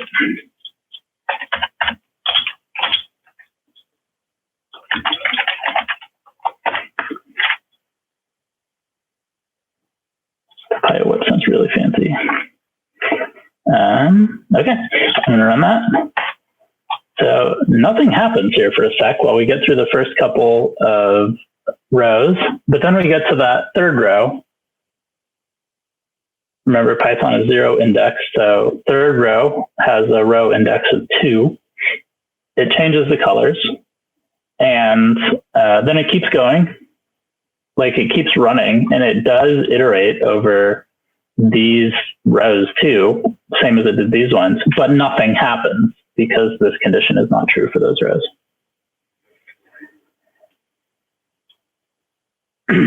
So to kind of reiterate, we have these multiple layers of indentation. So this layer of indentation to say, like, this stuff is inside the loop, then this layer of indentation to say this line is inside the if statement.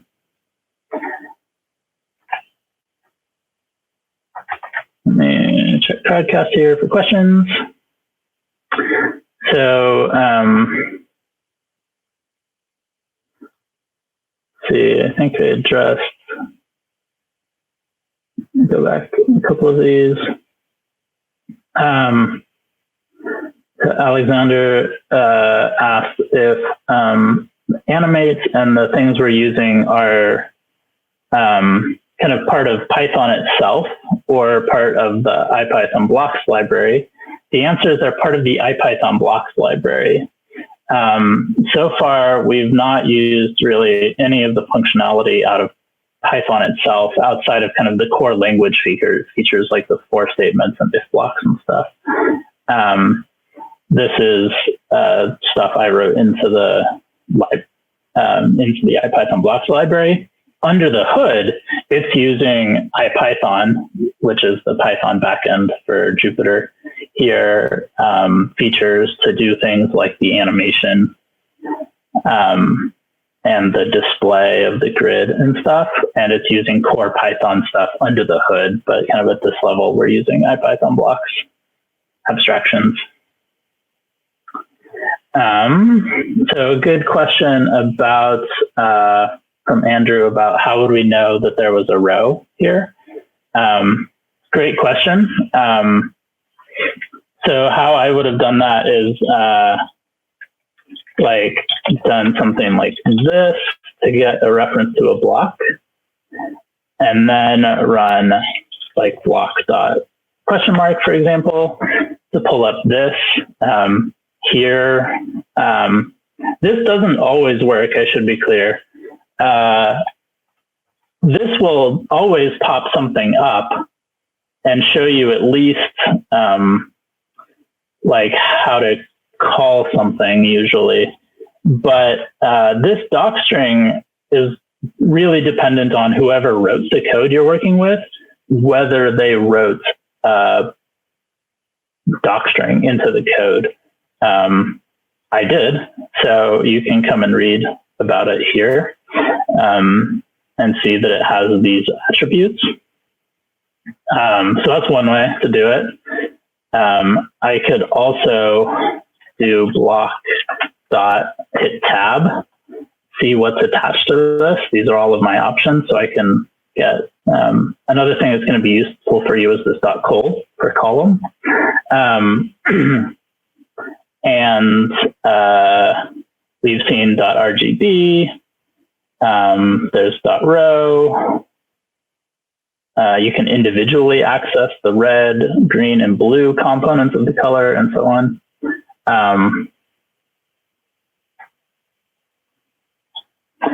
So this is how I would do exploration of things, is either this tab completion or using the question mark to access the docstrines.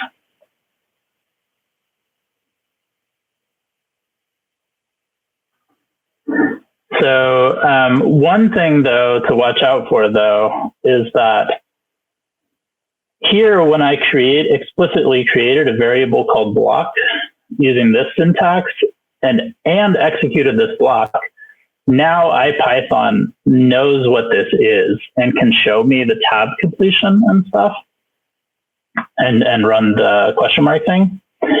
When we're up here doing setting up the for loop, this hasn't been run.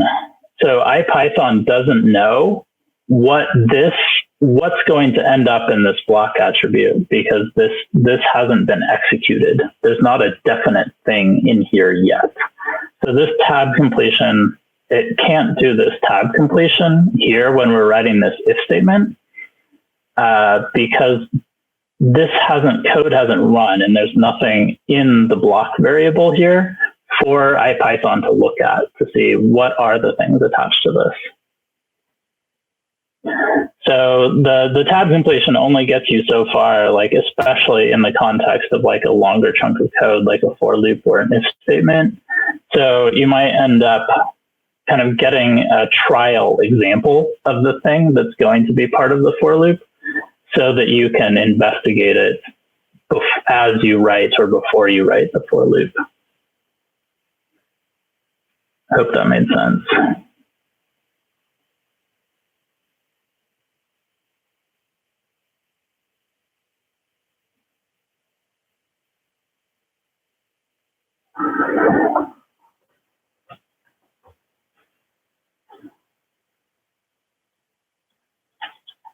Cool. Okay. So let me check my notes. Okay. So we're doing exercise 6. So you're going to do similar to what I just demonstrated, but instead of changing a row, we're going to change the color of every block in the 4th column of your grid.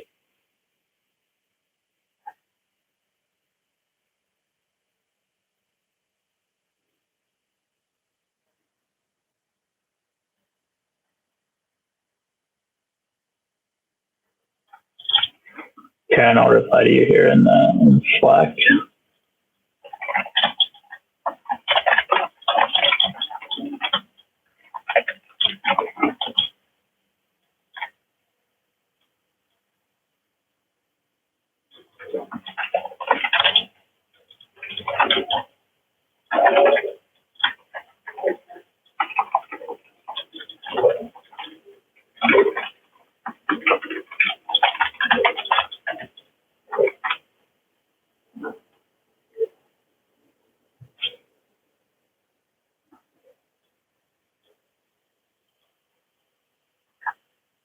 So Karen,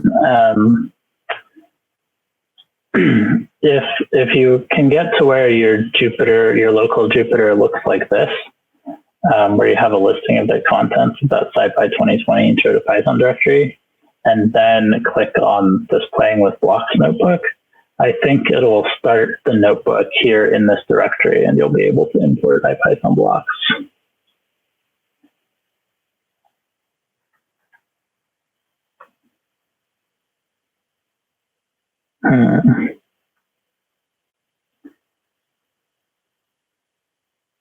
Okay, yeah, I expect that to work. Like, especially if you're explicitly starting the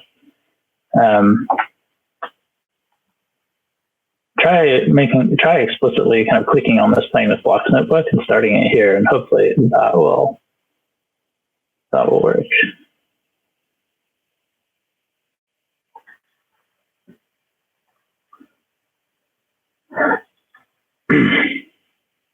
Miriam, it's you want to do block.col, C-O-L,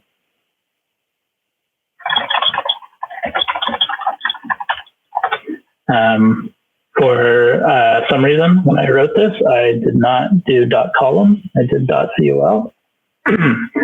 I agree that .column would have made a lot of sense, and maybe I should add that.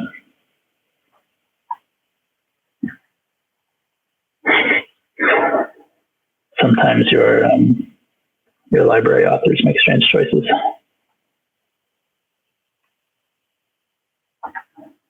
Okay.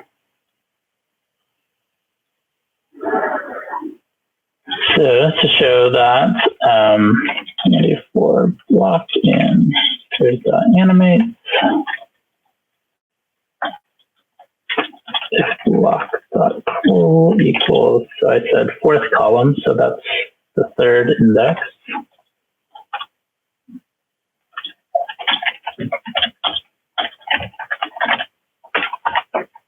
No U colors.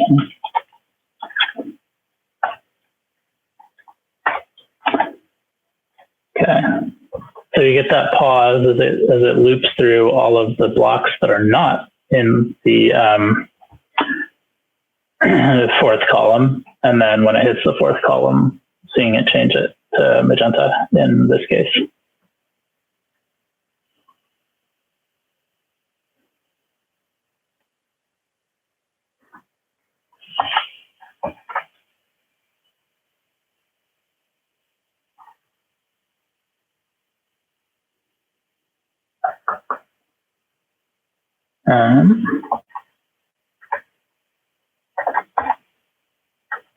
I see your question, Rich. I'm just going to check my notes and see where we're at in case that's just going to be the next thing we work on.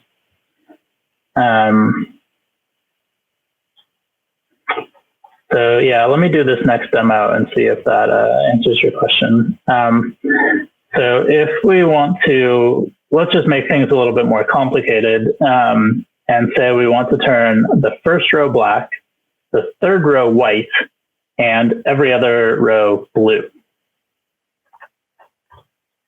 So here we go.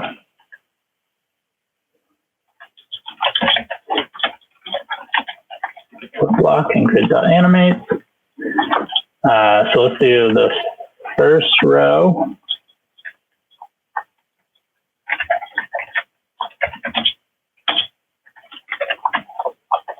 Black. And notice how I have to indent back here to write this next part. So here, if we want to have another check that's part of the same block, we use elif, E-L-I-F.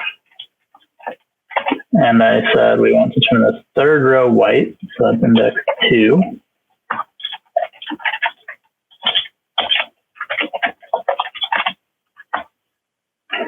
And everything else we want to turn, scroll up a little bit. Everything else we want to turn blue. All right, so we've got one check, another check, and then this else will capture anything that is not true in these first two rows. So every block, like if blocks are exclusive, for every block, only one of these is going to get run. So first row, that one turned black. Third row turned white. Everything else turned blue with the if, else, and else.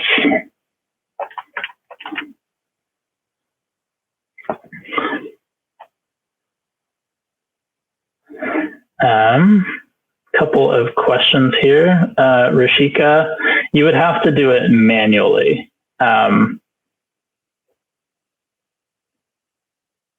There's not like kind of an undo stack for the changes we're making to the grid here. It doesn't remember anything about its previous state. So if you wanted to do that, you would have to implement that separately. Richard asked about range. Range is a built-in function in Python that gives you an iterator, like a sequence of integers. So this would give me an iterator where index went 0, 1, 2, 3, 4, 5, 6, 7, 8, 9. It's not slower. It's just a different way of doing it, where you're working with these integers, these index values, instead of the blocks themselves. But if you wanted to change every row in, let me redo one of these examples. Like, let's see if we wanted to do,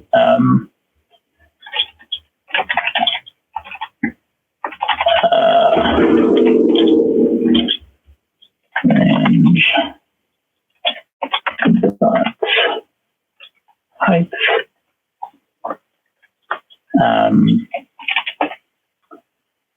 Grid, and I'm iterating over grid.height because that's the number of rows. Row index is the first index, and then I want to change, say, the second column.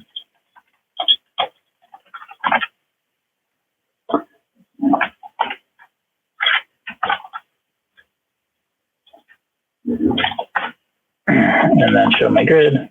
Like, that worked. And this would actually be faster in theory, because we're iterating only over the instead of visiting every block in the grid, we're only visiting the blocks in this one column. So in theory, that's faster. Hope that helps.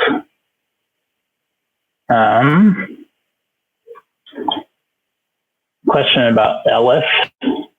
So if, elif, and else are all Python keywords related to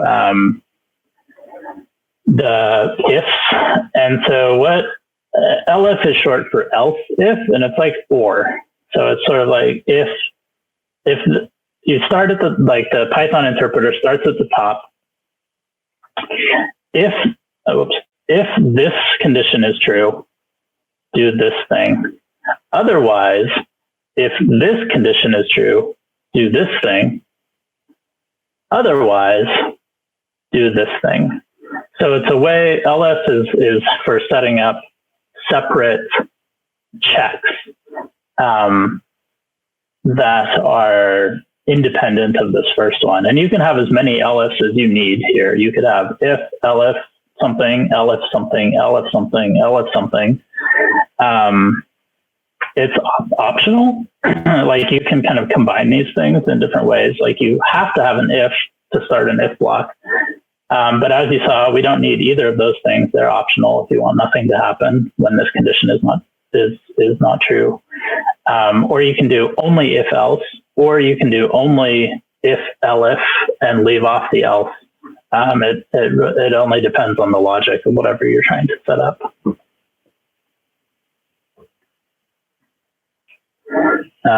Couple other questions here. Grid.height. So again, using my insider knowledge of the grid library, I knew that grids have a height, and it's a number that tells you what how many rows are in the grid. There's also a grid.width that tells you how many columns are in the grid. And when I pass, so this is really kind of like when this is resolved, it's the number 5. And so that's what gets, the number 5 is what gets passed into range here. And so range creates an iteration over the numbers 0, 1, 2, 3, 4, 5 things.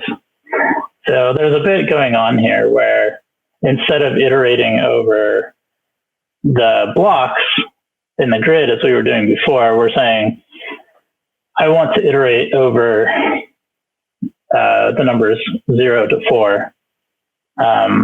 And then I'm going to do something. So first iteration through, this was the number 0. Second iteration through, this was the number 1. Second iteration through 2, and so on. And then I use that here to reference a specific block in the second column of the grid.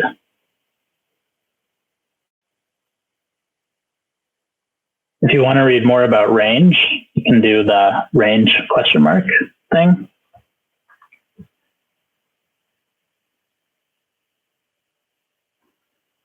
see, Jennifer, looking at your syntax error here.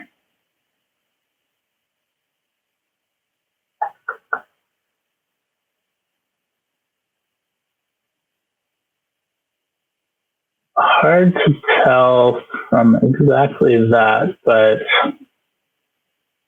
I'm guessing it may be something to do, if you paste in all of your, like the entire block of code, that might help.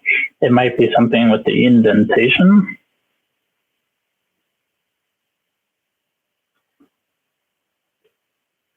Let's see.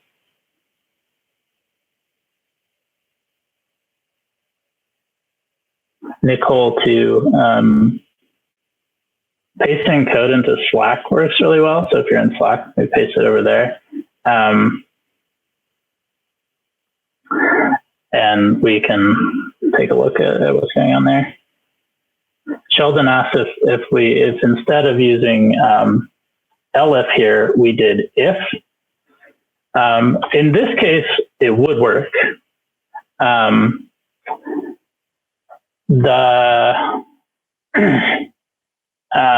Because these are independent, but when you have if elif, only one of these things will get executed, depending on which is true.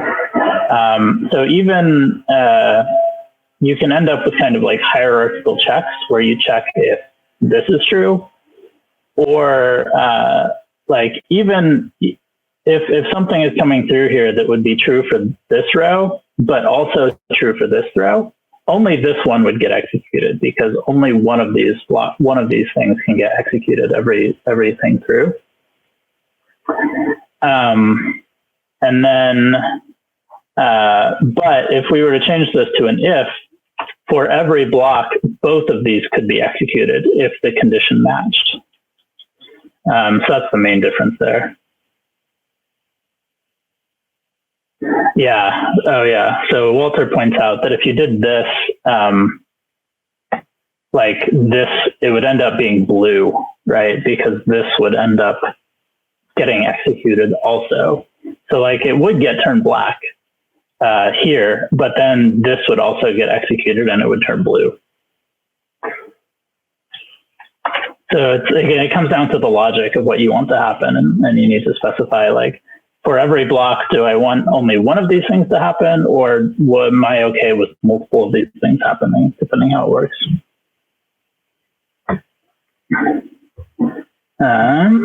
Looking at Natalie's question here.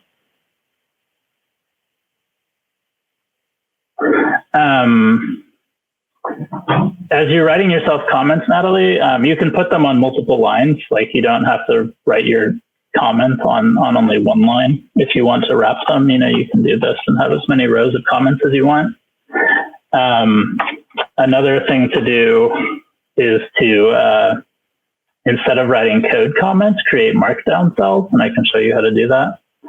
I'm going to use a little keyboard shortcut.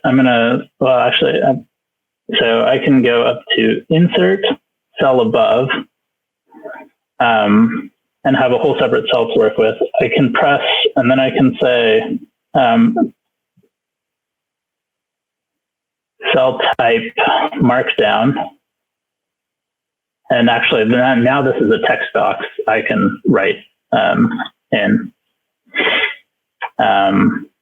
And use the Markdown formatting if you know Markdown, or you can convert it to a plain text format in Cell and just write plain text. I think raw. Yeah, this is just raw text. Anyway, a lot of options there. Hope that helped, Natalie. Pavan Kumar, yeah, IPython blocks is an open source library that you can use all you want. You can install it with pip install IPython blocks. You can go to the GitHub repo and get it from there, however you want to do.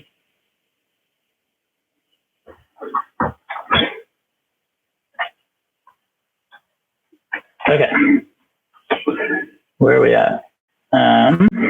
Checking my notes. Ooh, okay. All right, so I should have done this before I did all those questions, but exercise 7 is to do your own LF and L stuff. A little bit of mixing and matching here with checking columns and rows, but go ahead and do that. Exercise 7.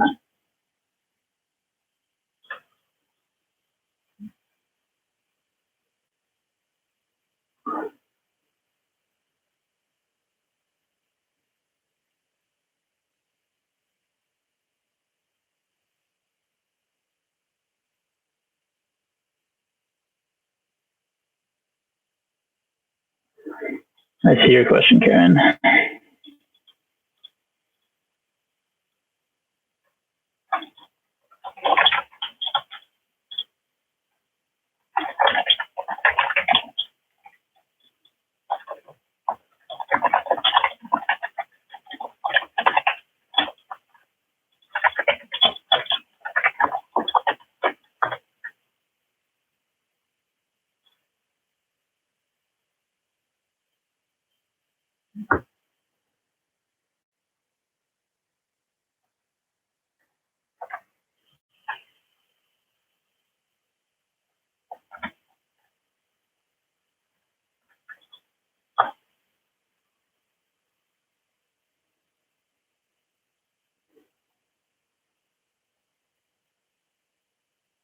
Yeah, Karen, if you can get together with Fatma, she might be able to help you out.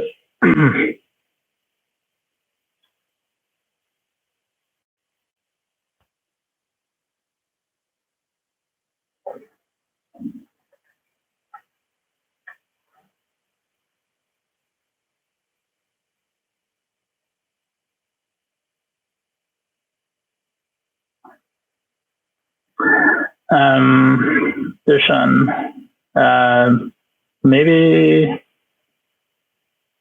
paste, not sure what you're seeing. You might be converted a cell to a different type or something. Maybe if you posted a screenshot in Slack, we could take a look at that.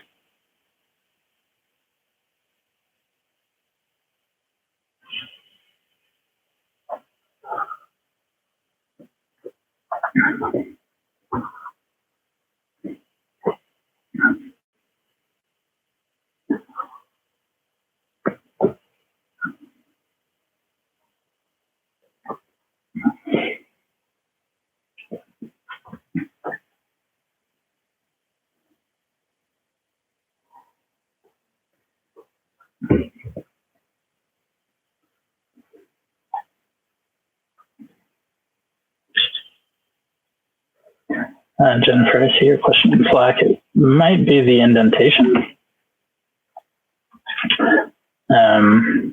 where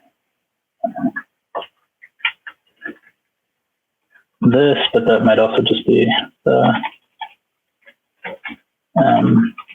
copy and paste. And then there's this colors typo.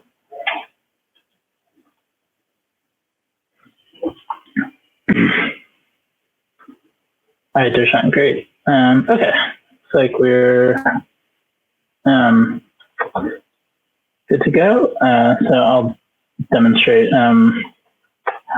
the exercise 7, which will look very similar.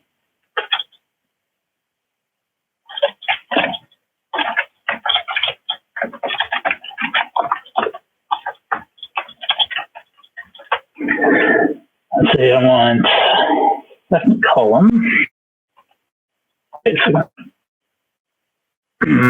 column, third column. Okay.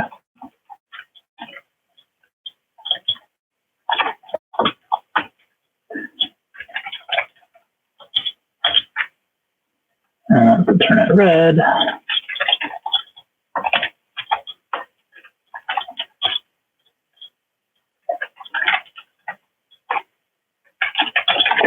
For the third column,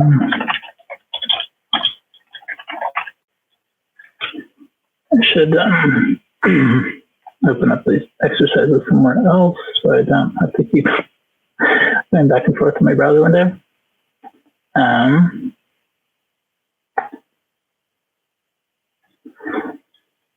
Green and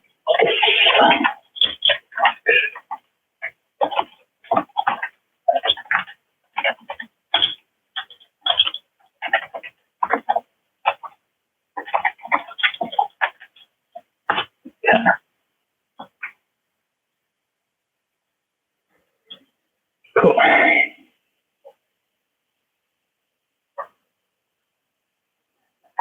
All right, checking questions and things.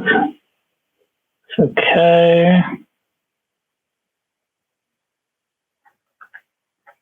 Cool. Okay. Let me check my notes and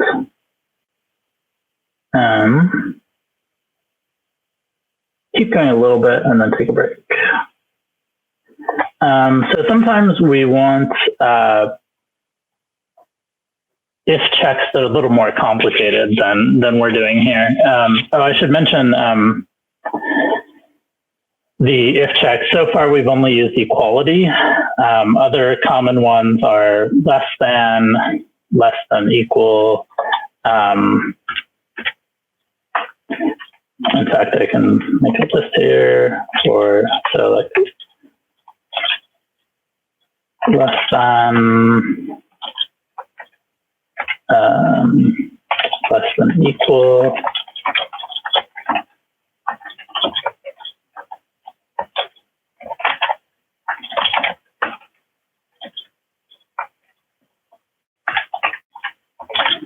Greater than.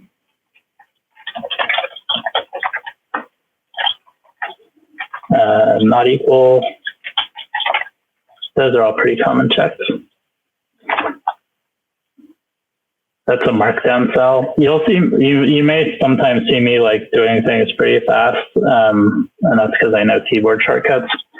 So I just did a bunch of keyboard shortcuts to make that markdown cell. But so these are some different ways to do if checks. Okay, getting into more complicated if statements. So sometimes they usually fall into or and checks.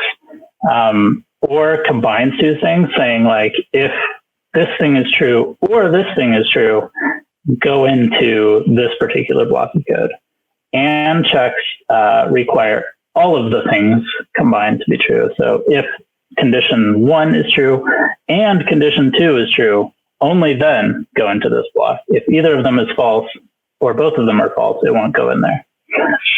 Things combined with or require only one of them to be true. Things combined with and require all of them to be true. So,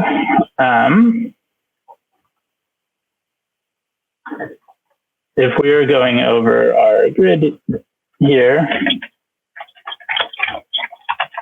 and we want, for some reason, to change the blocks in column in the third and fourth, or third and fifth columns, the same color, we can write that into one statement with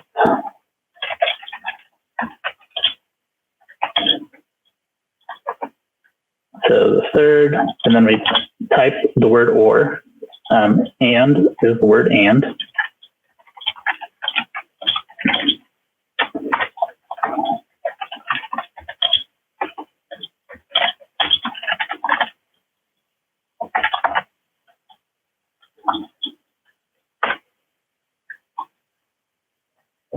So doing the third and fifth columns there.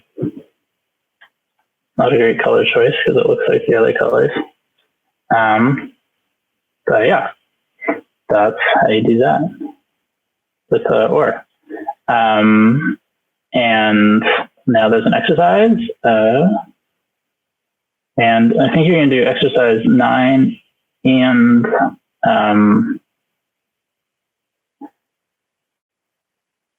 exercise 8 and 9.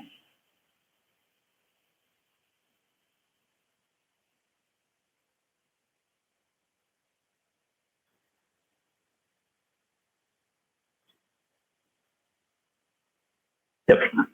Okay.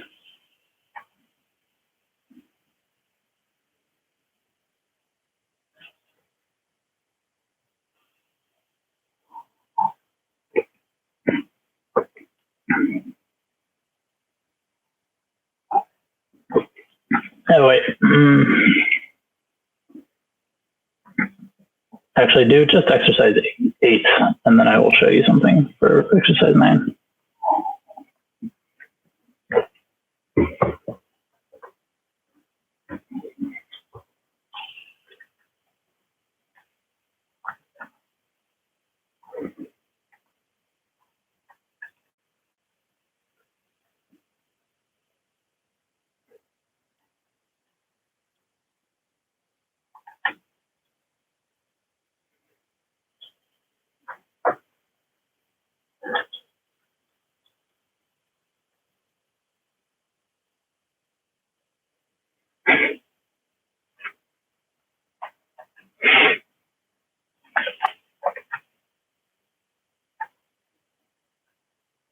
I'm going to go ahead and do exercise 8 here, but don't worry about following along if you're still working on it. I'm just going to type this up.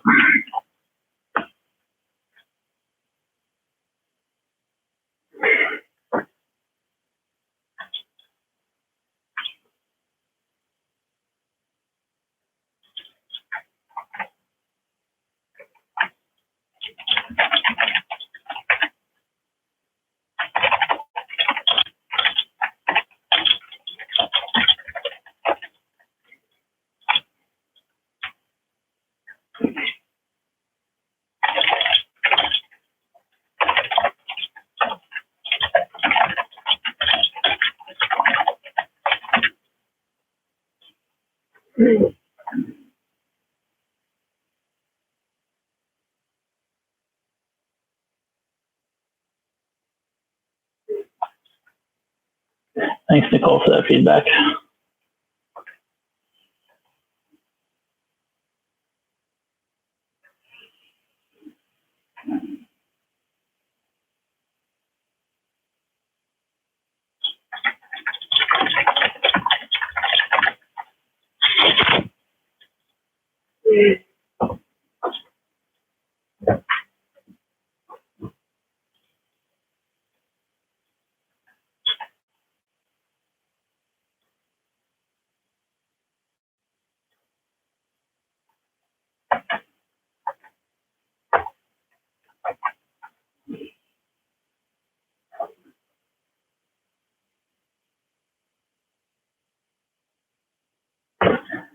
Yeah, to change a cell to markdown, first you need a cell to work on. So you can insert like a cell above or below where you're selected right now. My currently selected cell is indicated by this box. And so when you insert something above or below, it's in reference to that selected cell. And then once you've got one, you can go into cell and then cell type menu and pick markdown or raw text or convert it back to code. But there's shortcuts for all of that too.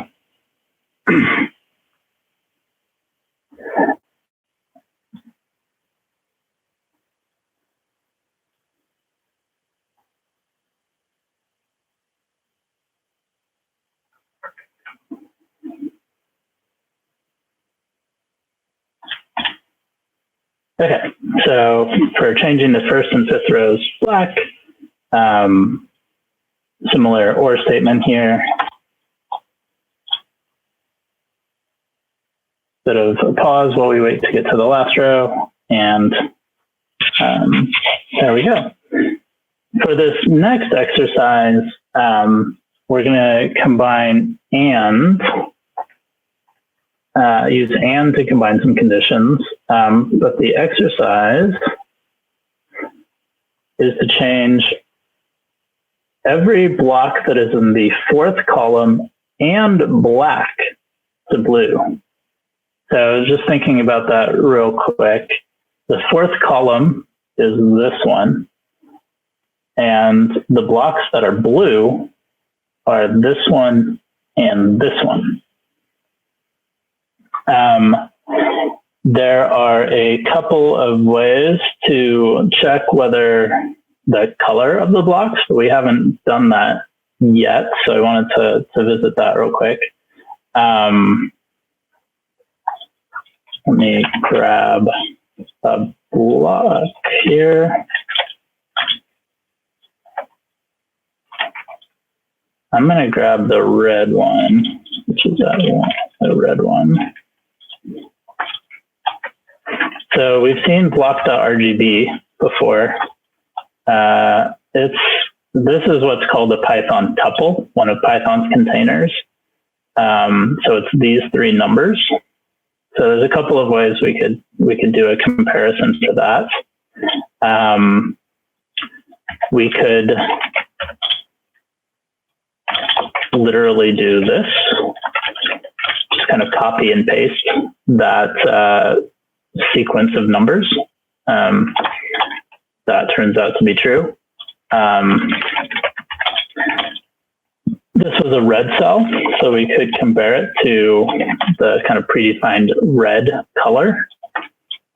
That's also true.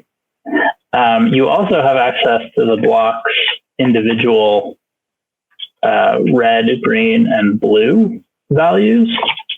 So that's the number 255. Block.blue should be the number 0. So you could combine a check of like if block.red to, if we wanted to check that it was red, we could check block.red equals 255 and block.blue equals 0 and block.green equals 0. So a few different ways to do that check. So do exercise 9, changing all the black blocks in the fourth column blue.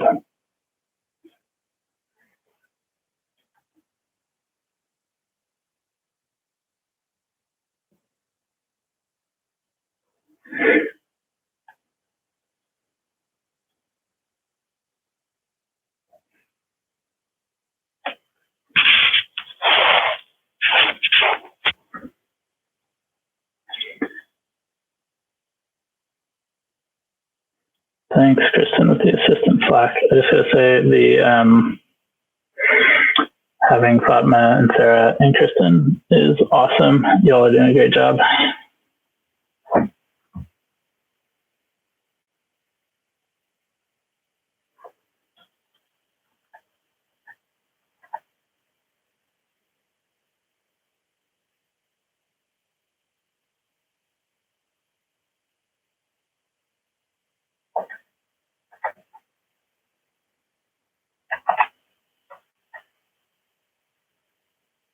All right, I'm going to start typing up my solution to exercise 9.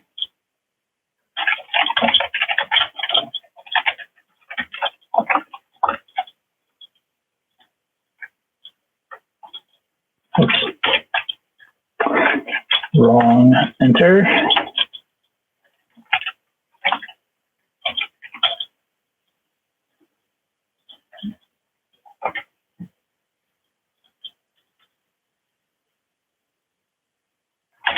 Few ways of doing this, so maybe we'll talk about a couple of them.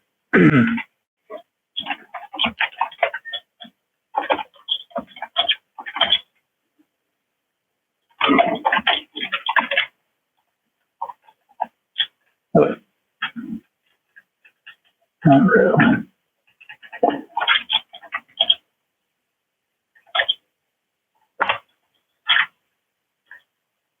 Oh, wait. So yeah, this should do it.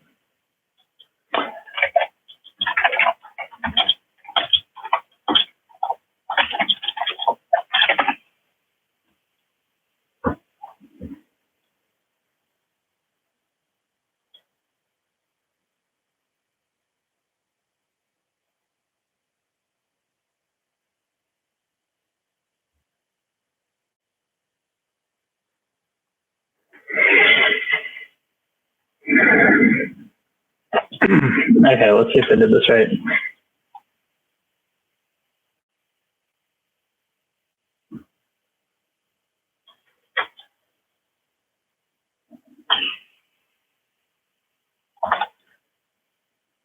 Okay. That one turned blue. That one turned blue. There we go. Okay. Yeah.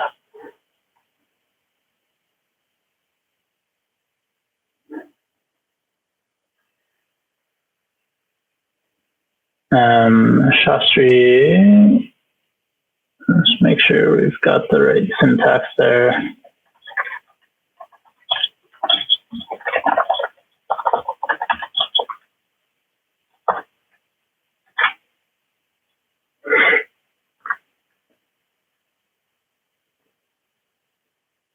It might, Shastri, that might show false if your grid is for some reason different than mine. Your, like if, so I was working with this, okay, so that should be red. Interesting. Are you using the 2 equals?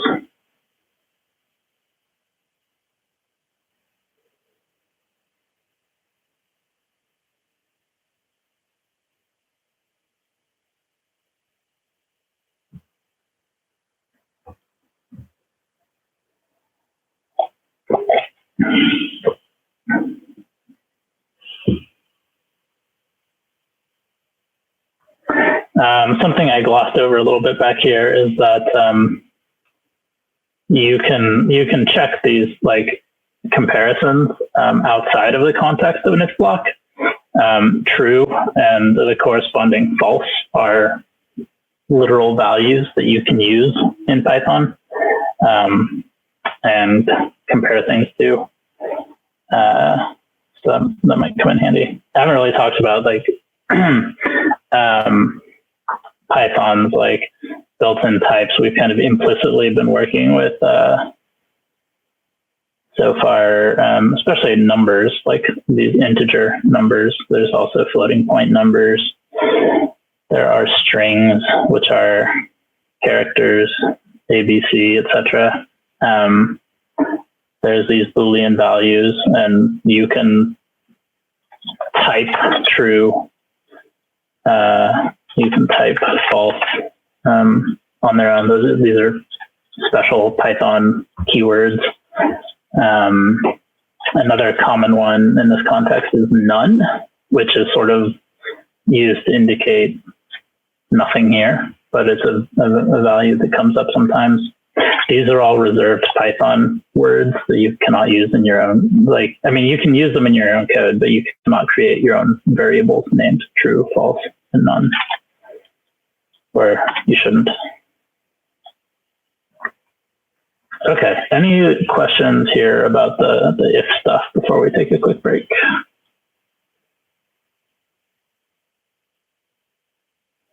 So Ted asked about grouping things. Use parentheses. So it works exactly like the order of operations in math.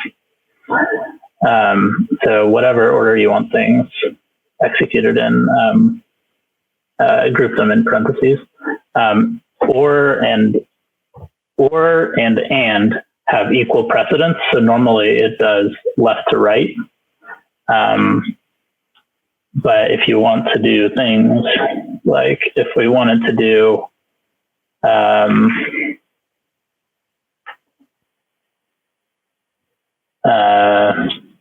combine some of these things, like I'm just gonna copy and paste this block, and we'll do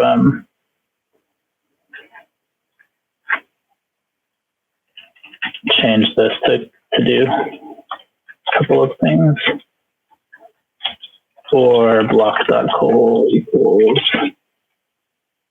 2, like I want to do the second and third columns the same thing, so I can group them like this.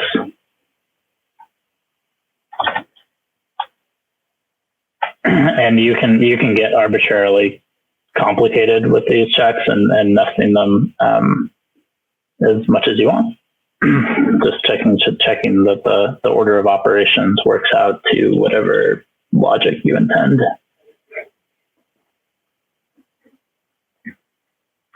Anton asks, what does none mean? It's not, it's often used for to indicate nothing was here, especially when passing in arguments to a function, to say like, I'm not providing a value in this for this argument. Use whatever the default is. Yeah, people are comparing it to null. It is a lot like null in other languages. Used to express that like there's kind of explicitly nothing here. It's a weird concept that I kind of love, but sometimes you need to, in programming, it pays to be explicit, and sometimes you explicitly need to say nothing, and that's what none is.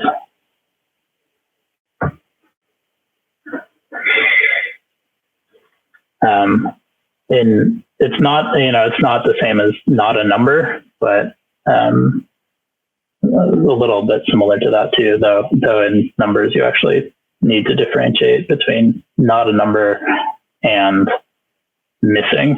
So be careful about that. Okay.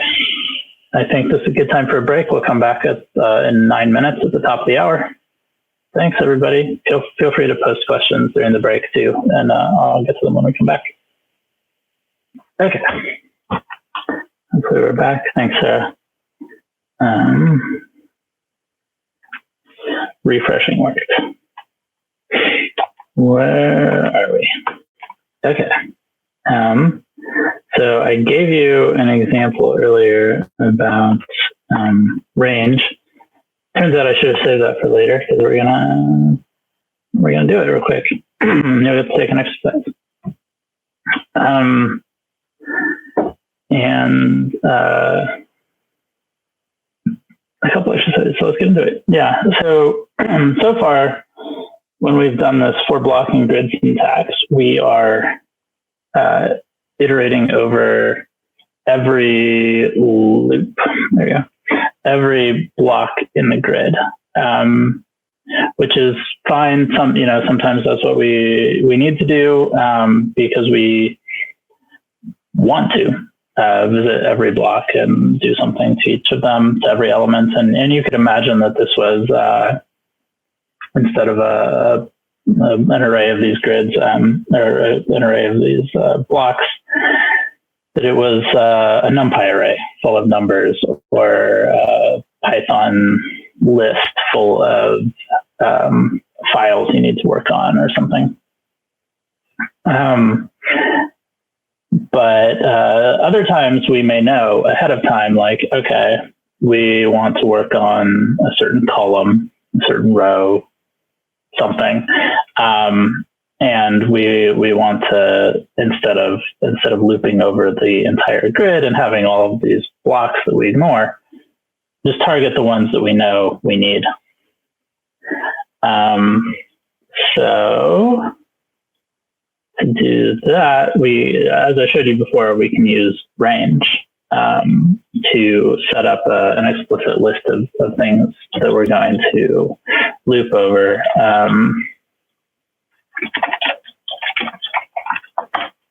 Now, I said things. Range gives us numbers. It's going to give us integers. It works exclusively with integers. So let's look at the docstring for this. So you can call it in a couple of different ways. One is to call it with a single number, as I did in my example before, where it will go, the number you provide is kind of like the stopping point. It'll go from 0 up to 1 less the number you provide. So range 10 gives you the numbers 0 to 9, but not 10, but it gives you 10 numbers. You can also specify a start and a stop. So if you want to go from 5 to 15, you'll get the numbers 5 to 14. Again, it's 10 numbers. It's like 10 numbers, but it's inclusive of the start, exclusive of the stop. You can also give it 3 numbers, where the third number is a step.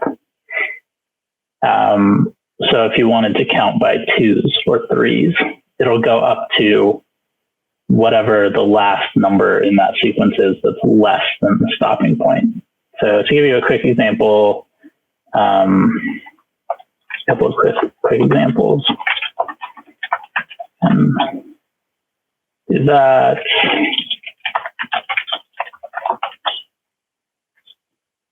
So if we start at 5 and go to 8, this should give us 5, 6, and 7.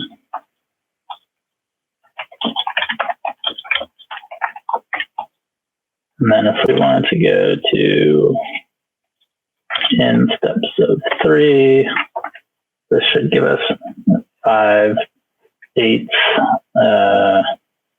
11, 14.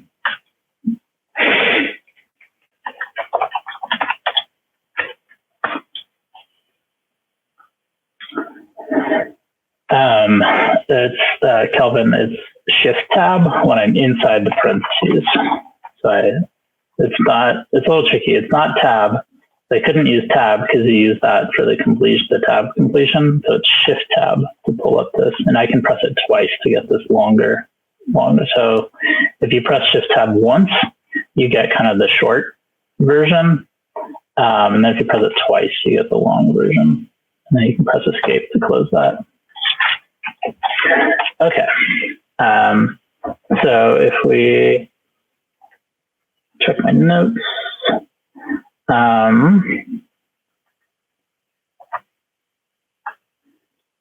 so let me give you another quick example of this time I'm going to change all of the values in a row. So I'm going to have like a static row index and a varying column index. I could put 5 here because I know my grid is 5 wide. But to kind of like make my code more flexible, I can say, what is the width of my thing, my grid with grid.width. Now we want to get, so the row index goes first. I'm going to pick the second row. And then the column index goes second.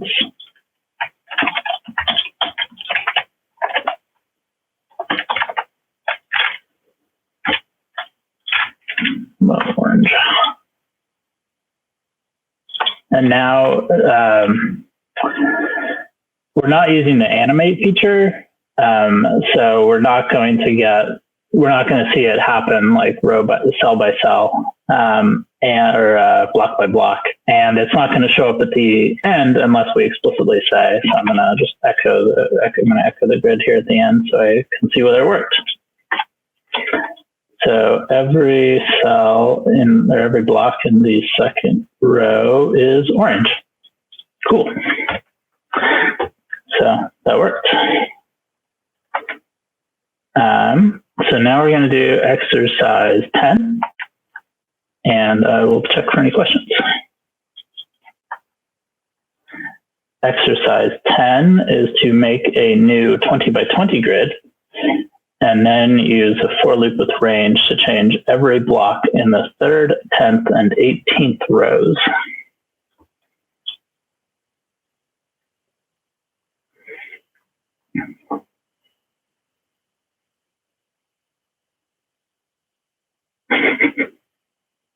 Nice, Paul.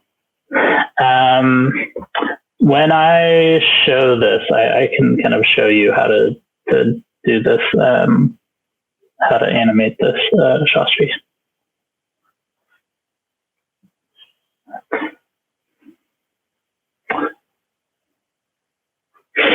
There there is example.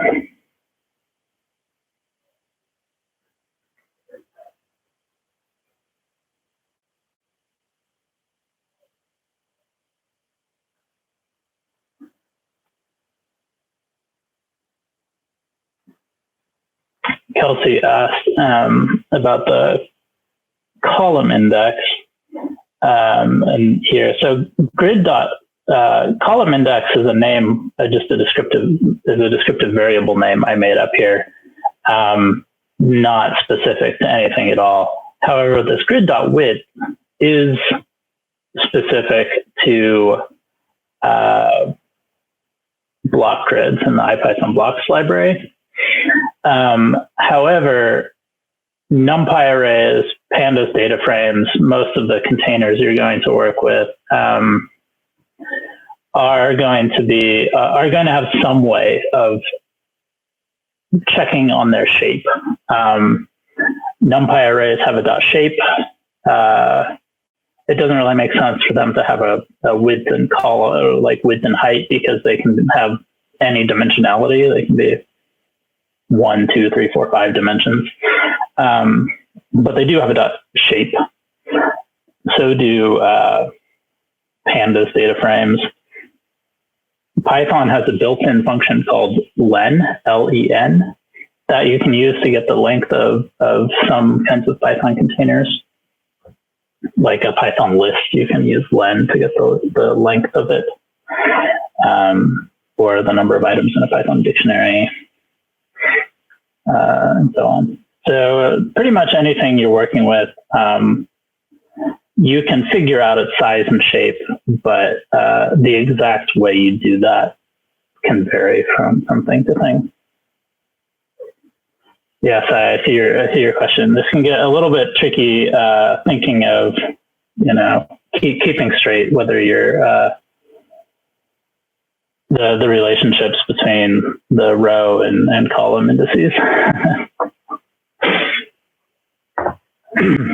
But in this one, we're looping over the columns in one row, so we're changing a row.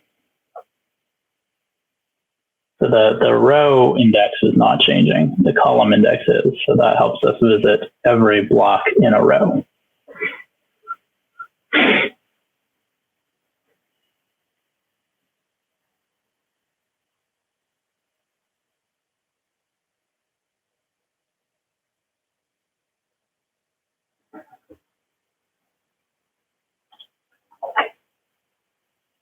So your question, or your thing there, Walter, about kind of what you do when you move out of the notebook, and I'll try to get to that before we finish. But I see we don't have a ton of time left. So I'm going to go ahead and do my solution to the exercise here. So we're changing the 3rd, 10th, and 18th rows. So that means, again, we're varying the columns. And a couple of different ways we've got these 3 rows we want to change. A perfectly good solution is to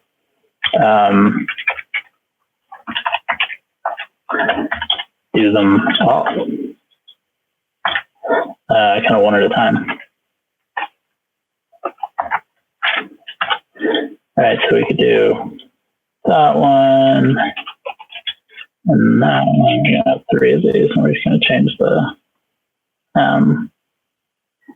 these 9, 17, right?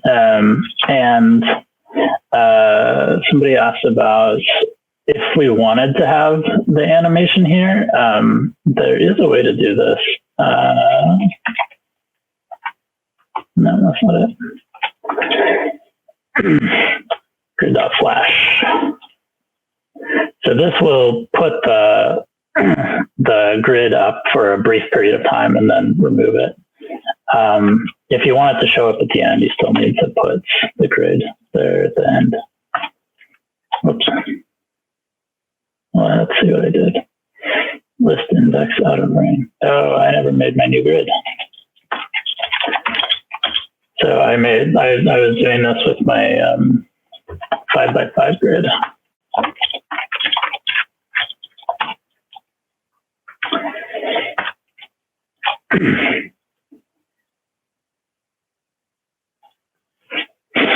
So we could do that.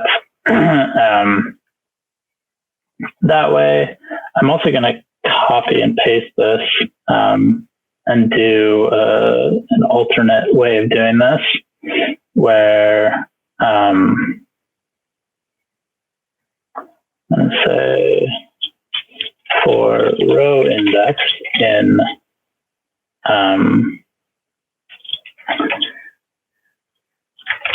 what I'm making here with these square brackets is a Python list.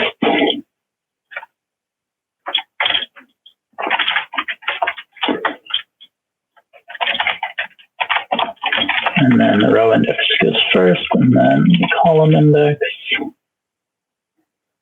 And then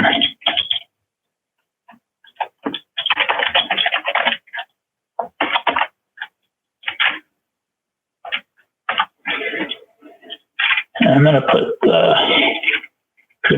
flash under this loop so we get it for every cell update. Whoa, what did I do? I did this again.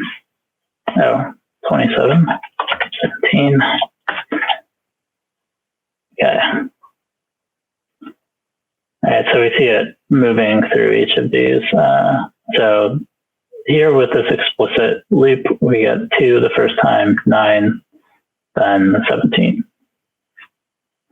And so this kind of leads us to exercise 11, where you want to use 2 loops nested like this, except use range in both of them to change the color of the bottom left quadrant of your grid. So like the first 10 rows and the last 10 columns should change color, this area here in exercise 11.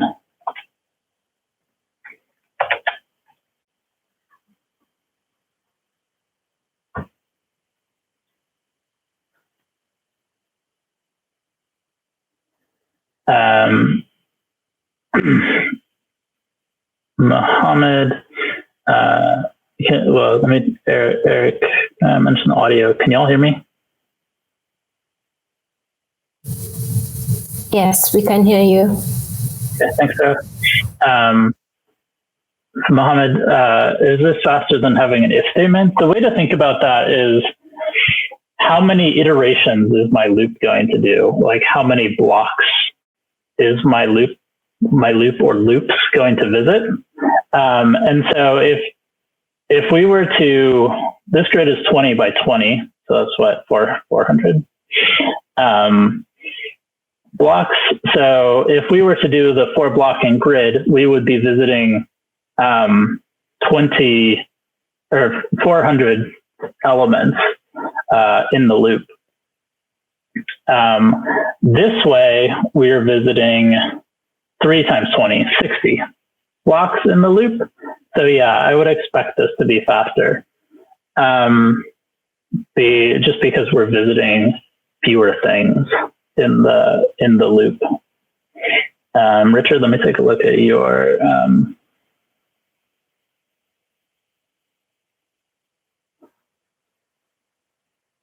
oh yeah, so Richard has a different solution. Let's see, why would not be the same?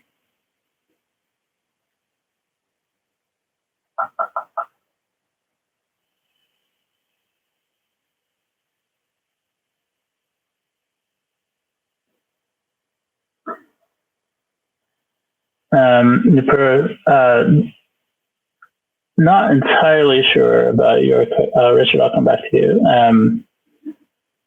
Not entirely sure about your question about the step size. So I was explicitly setting these to 2, 9, and 17 and not using range. We can't really use range here because these don't have the same differences, right? So like you can only use range when you want evenly spaced numbers. If you don't have evenly spaced numbers, you need to come up with a different solution for that.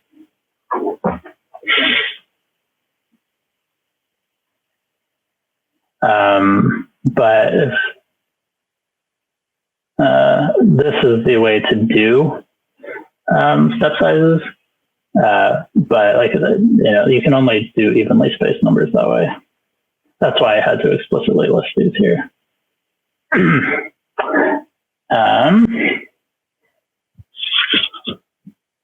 Now back to your question, Richard. You won't get the exact same result, Richard, here because your ending value is 17 in the range.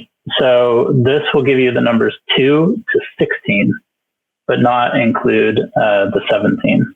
So I would expect rows with index 2 and row with index 9 to change, but x never equals 17.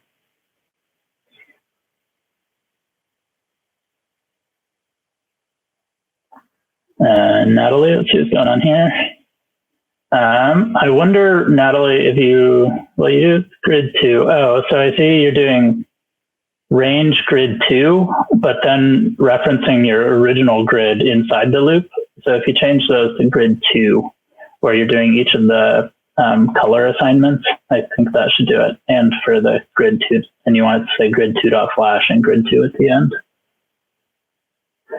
So you've got grid 2 here, but these need to be updated to be grid 2.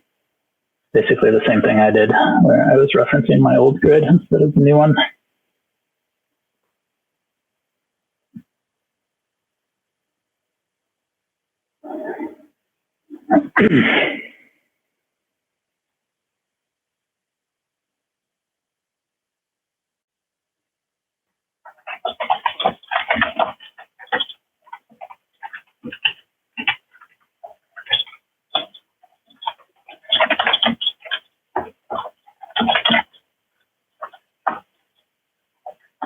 Yep, we'll put this back up.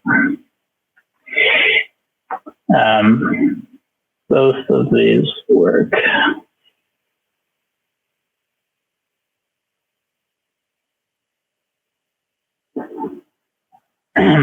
There's often multiple ways to do things, and in this case, let me post these solutions in the Slack.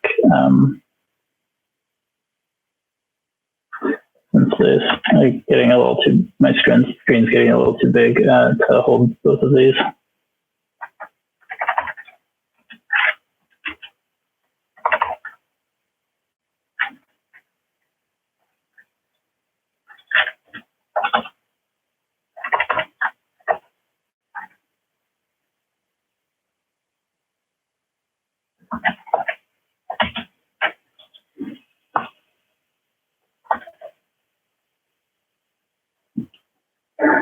And grid is just a 20 by 20 grid.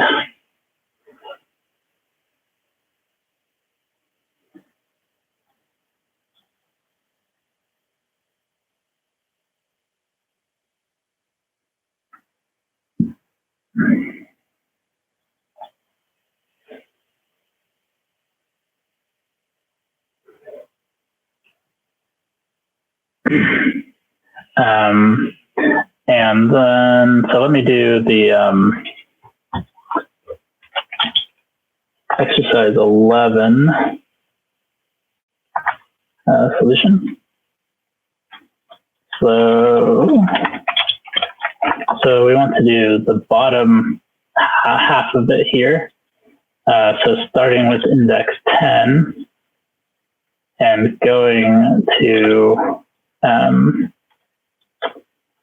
grid.height. So this gets a little more complicated. Like if you wanted to do this flexibly,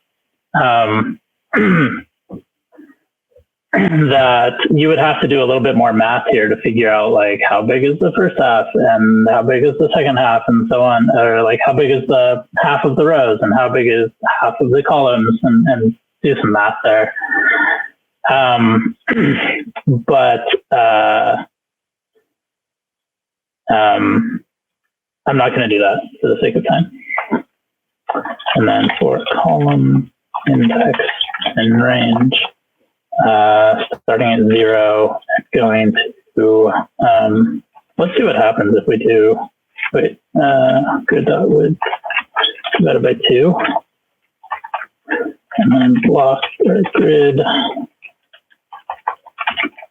row index, column index,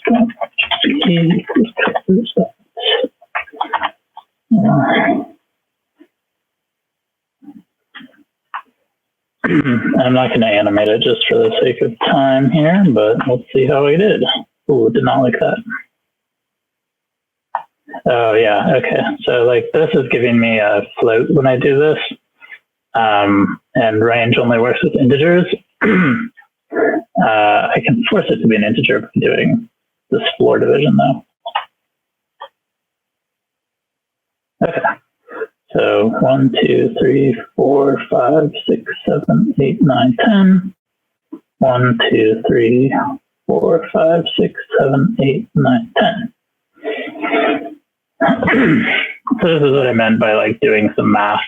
I could have done the same thing here for grid.height. This should do the same thing. But for the purposes of this, it's fine if you hard coding the numbers. Yeah.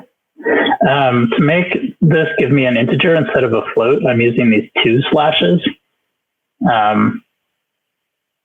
Doing division with 1 slash will always return a float. Doing division with 2 slashes will return an integer, but it's doing a truncation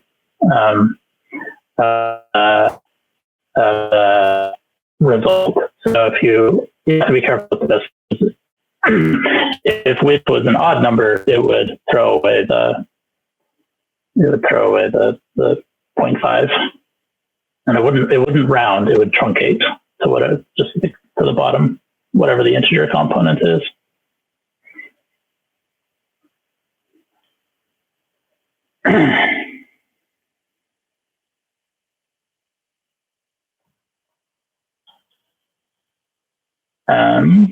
Anton, you can use the int function like this.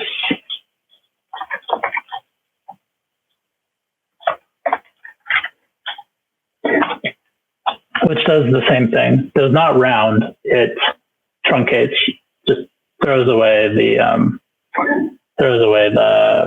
decimal component and gives you the integer part.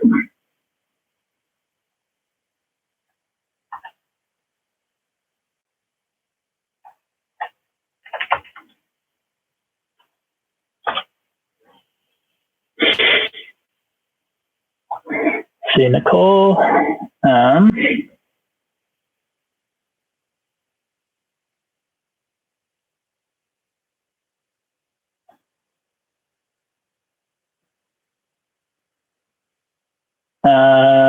Nicole, I'm guessing that you need to reference grid 2 in the range calculations, where it still says grid there. So your math might not be working out quite right.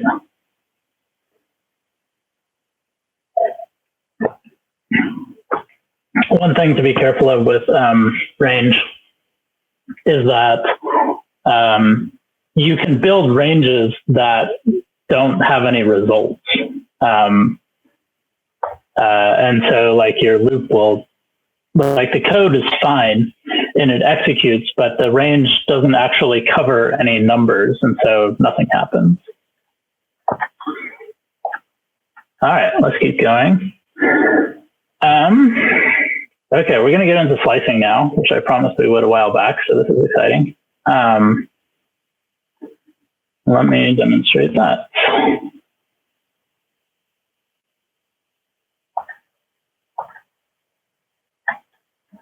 So slicing is a concept in Python where you can specify subparts of a grid,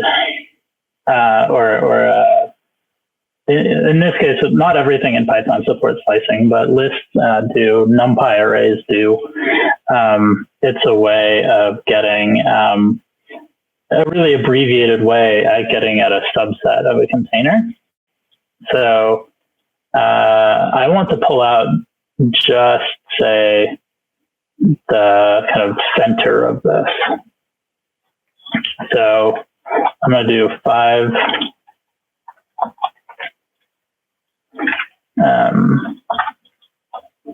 And so this should give back a 10 by 10 grid that is from the 5th row, or the row at index 5 to the row at index 14 and the column from index 5 to 14. And you can mix and match these. There's a lot of different ways you can do this. Of constructing these grids, and they work basically like slices, where you can think of the start being inclusive and the stop being exclusive, but you can also do implicit starts and stops, where if you leave out a number at the beginning, that's an implicit 0. So if I wanted the first 5 rows and all the columns with another, actually, before I get to that, and I want to do, say, the last 5,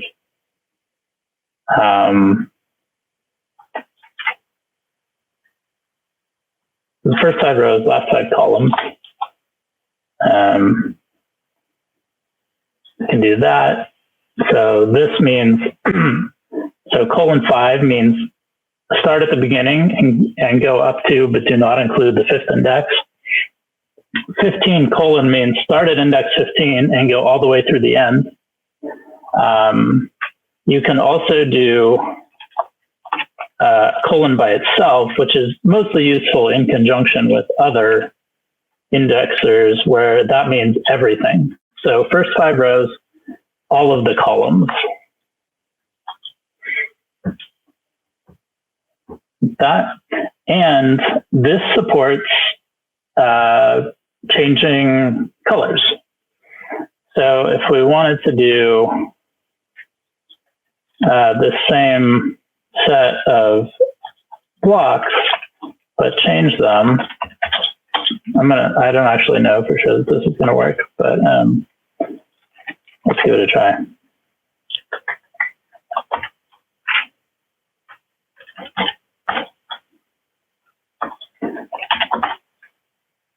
No. Okay. What did I do wrong here?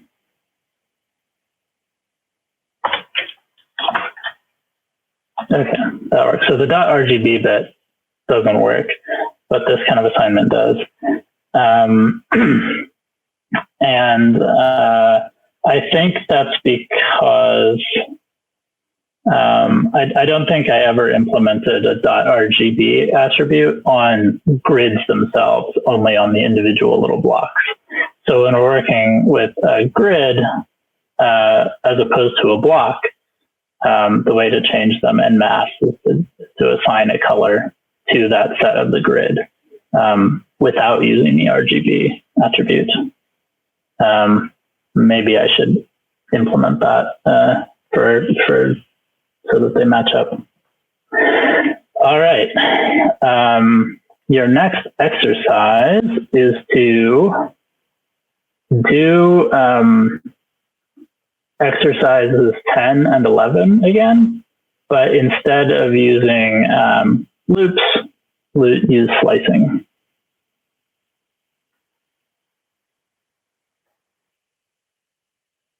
Sorry about the screen. I turned off the HD. I don't know if that will help, but tell me if it's unreadable still. Amber, there's some different ways to specify multiple rows in slicing. One is this syntax here, where it's similar to range, where like it has to be an evenly spaced rows, but you can do slices with where you specify a start, colon, stop, colon, step size, and have three numbers there where it's start, stop, and step size, the same as we did with range. And it will generate that sequence of numbers. But again, if you are wanting numbers that are not evenly spaced, you're going to have to generate those a different way. Does that help? So I'll get to your question there, Rich. So here's kind of how I set this up to change the second, third, 10th, 18th rows, and then that quadrant. So let's see how I did. Looks pretty good. Oh, I did this last one wrong. I got these reversed. So I was trying to use negative numbers in my thing, but I wanted the last 10 rows and the first 10 columns.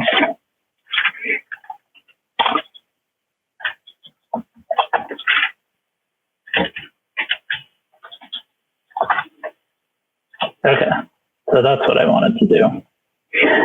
So you can use negative indexing in slices. So an easy way to get the last 10 is to use the slice is to use, say, starting at the last 10 and go to the end. So that's what you expect. Rich asked about doing skips in these, so let's see if we can do that. It works like range. So we can do grid, and I want to change a bunch of rows. So I'm going to do,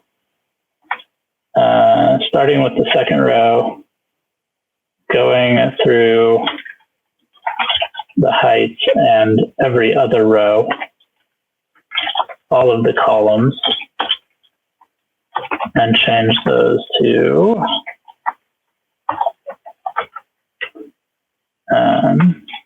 this color. Let's see what happens.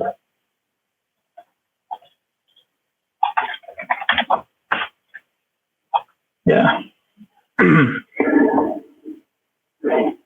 So I was able to change every other row. So that's this last final, like :2 means the step size of 2. So starting with 1, so it did 1, then 3, 5, 7, 9, and so on, all the way through the end with the 19th one, the last one.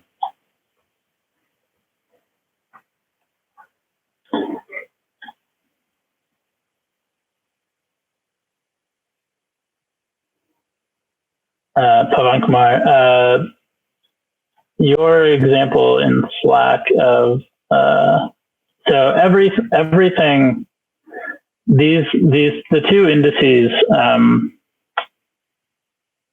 sets of indices for the rows and columns work together.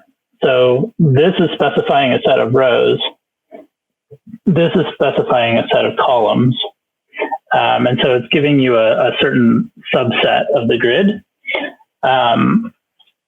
If you're wanting to separately do rows 2 to 4 and say rows 6 to 8, you would have to do those separately. And yeah, let me paste it in the Slack.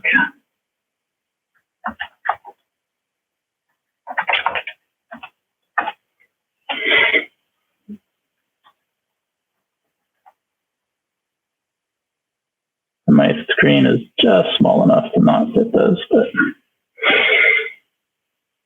fit both of those at the same time.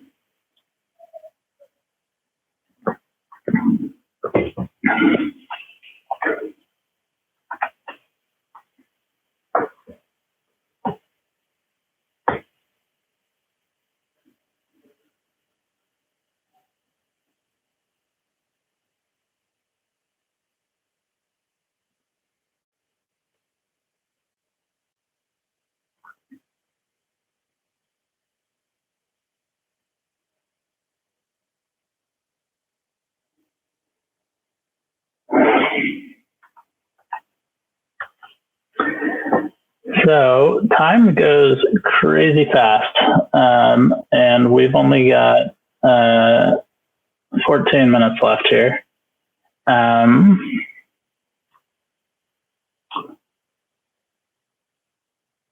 So Amber, this works a lot like works exactly like the range function, where this first element is the starting point, the second element is the ending point, and the last element is the step size.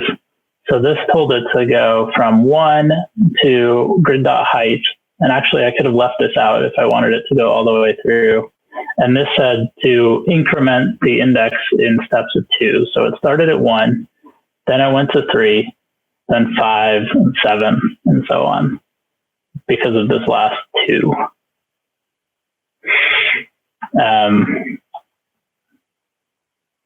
I could also have just left this out and done it like this, where it was 1:::2, and this would have meant starting at 1, going through the end in steps of 2.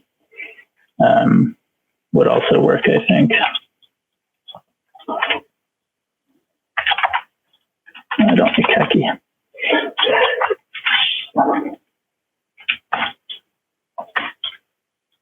Yeah, so that did the same thing.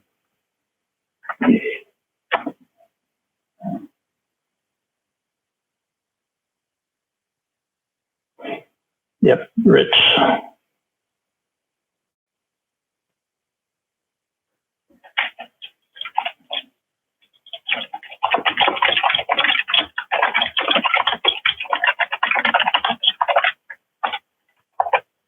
Okay, so given that we don't have a ton of time left, I wanted to, there's kind of one last thing I wanted to cover that I'm just going to just show you, and then have a couple of words.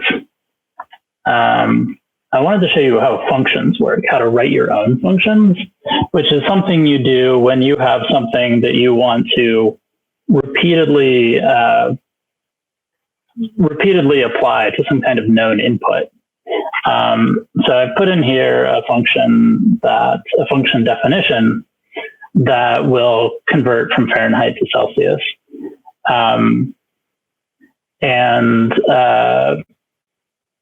So there's a couple of different parts to this, so a lot of it will look familiar now. To start a function, like if you're familiar now with for and if, that start these special blocks, you use the def keyword, you give your function a name, you do some parentheses. You can have functions that take no inputs, in which case you would leave this empty and not put anything there. You can have functions that take multiple inputs, in which case you separate them by commas. Then you close out your parentheses and put a colon. And then, as with ifs and fors, indentation defines how much of your code is is inside of the function. So everything that's indented here will be inside the function until you go back to a previous level of indentation, or in the notebook until you get back to until you switch to a new cell. Cells are separate in the notebook. Then you can do anything you want inside the function. You can define new variables, do new things, whatever. And then your function will have an end of some sort. If you want your function to pass something back out to the code that called it, you use the return statement, and you put whatever you want afterwards. You can return more than one thing by putting a comma separated sequence of them here. And then all of those will get passed back to the code that called it. When I run this cell, nothing much happens because I haven't called it yet. But now I can call this. So it's a pleasant 63 degrees here in Oakland. So let's see what that is in Celsius. All right, and now I've got this handy bit of code that I can use over and over again without having to retype this calculation. right? So like 90 where I was hanging out yesterday, in the 30s Celsius and so on. So you get the idea. If you wanted to, like, if you've got some spare time and you want to try this out, you can keep going through the exercises. 13 and 14 and 15 are all exercises about functions, where they take in a grid and return a new grid.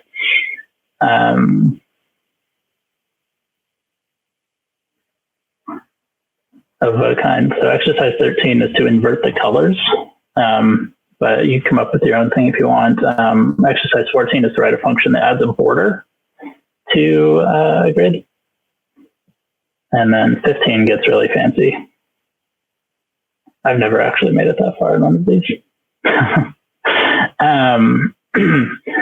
So yeah, I think we will stop there. I hope this sets you up on a good footing for the rest of your tutorials and any talks you watch during this. That the Python bits will be a little bit less mysterious, and you'll be able to focus on the actual content, whether you're learning NumPy or watching a machine learning talk.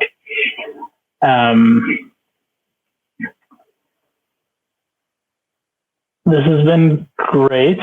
Thanks everybody so much for your patience as we got started and learned how this works. And huge thank you to Sarah for running Crowdcast and Fatma for helping out, and everybody who pitched in to answer each other's questions here and in Slack. I'm truly bummed we couldn't be together in Austin. This is just a really amazing conference. I've been going for years and years, and it's just a group of people I absolutely love. So I'm really glad that we could do this the way we did it, though, because we got an opportunity to reach a lot more people than fit in one of our rooms at the conference center. Like, I could not handle this many people in person, so we got to open this up to more people in more parts of the world, I'm sure. Which is also awesome. Thanks to everybody who came, and especially if you came in at a really odd time of the day for you. I got up at 5 a.m. for this, so that was exciting. I'm sure you all are coming in from all over for this. So thanks for that, and for just deciding to participate in something while this is all going on.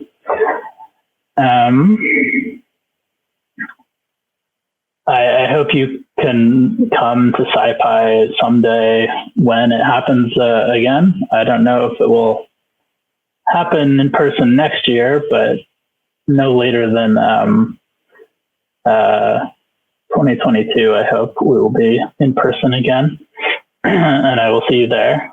If you have more questions, just ping me on Slack. Feel free to send me a direct message. I will probably see many of you tomorrow for the intro to NumPy, where I'm going to be doing Fatma's job, sitting on the sidelines and jumping in to ask questions. So I'll see you there, but I'm online all week. You can PM me on Slack. I'll put my contact details in the Slack channel, and here if you want to get in touch with me. Walter had asked that I say a little bit about kind of where you go from here. So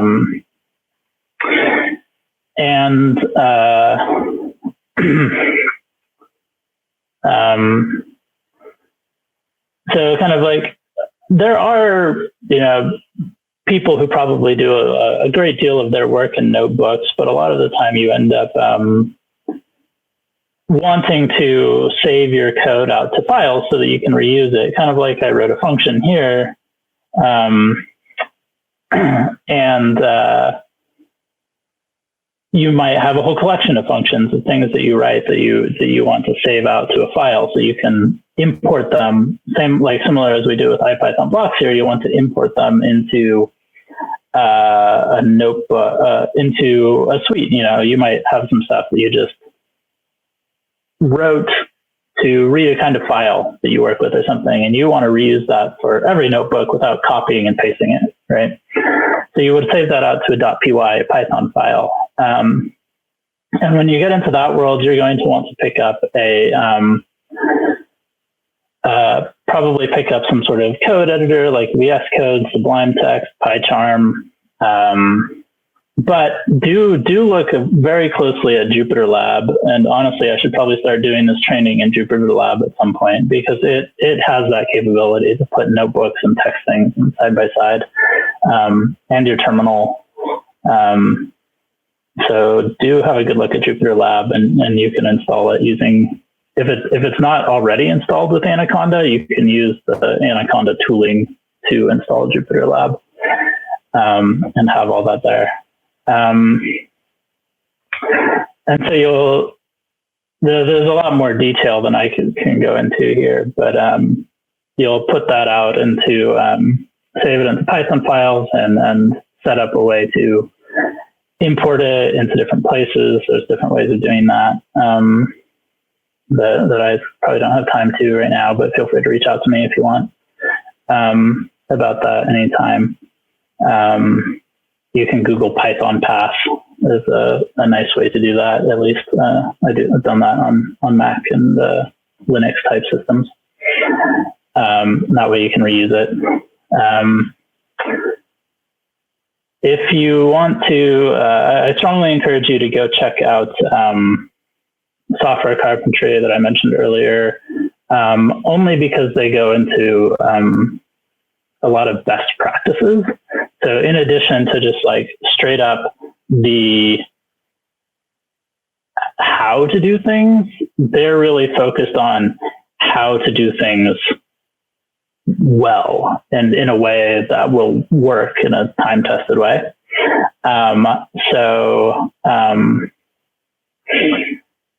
You can look at that for Python. If you want to start using GitHub and version control, which I strongly recommend, the section on Git is great. If you want to start using the command line, if you don't already, the section for the shell on Software Carpentry is great. And specifically for the bash shell, which has not accessible to everybody, but especially on Windows, but they're getting there. Anyway, we're at time, so I think probably stop there. I will try to kind of answer all of these questions that are still here if we don't get kicked out. But feel free to bring them over to the Slack channel, which is not going over there. I see, Mingyu, the exercises are in the repo under the Playing with Blocks exercises file. You can reference them there.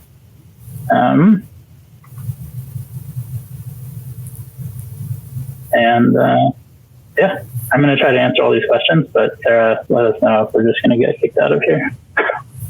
Not sure. We are at time, but I think if you can spend 2 minutes answering the last two questions, will be good. Okay. Yeah, so Caitlin's question about the solutions, I'm going to save this notebook and push it to that GitHub repo right now. So you'll be able to read this on there. You can actually click on it and read it in GitHub. When I was looking yesterday at my stuff from last year, they did not render all of the colors and stuff in the grids, unfortunately, but I can post in the Slack another way to look at them that I think will work. Rich, about the spacing.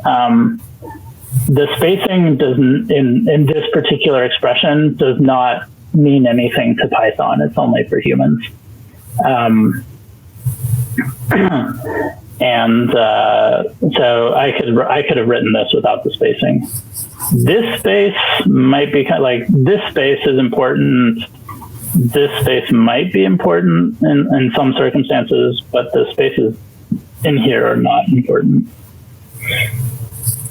But there's a Python style guide called PEP8 that suggests where you should put spaces if you want to check that out.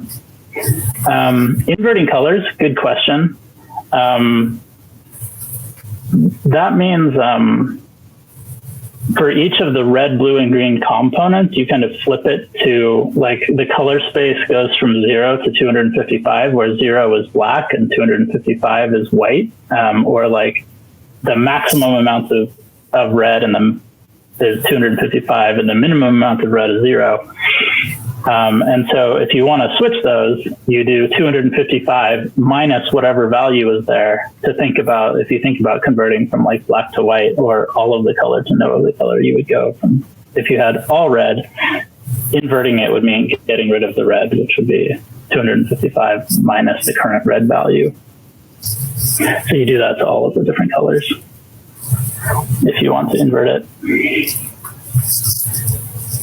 But again, feel free to follow up with me on Slack about that. And I'm just going to quickly put my contact info here.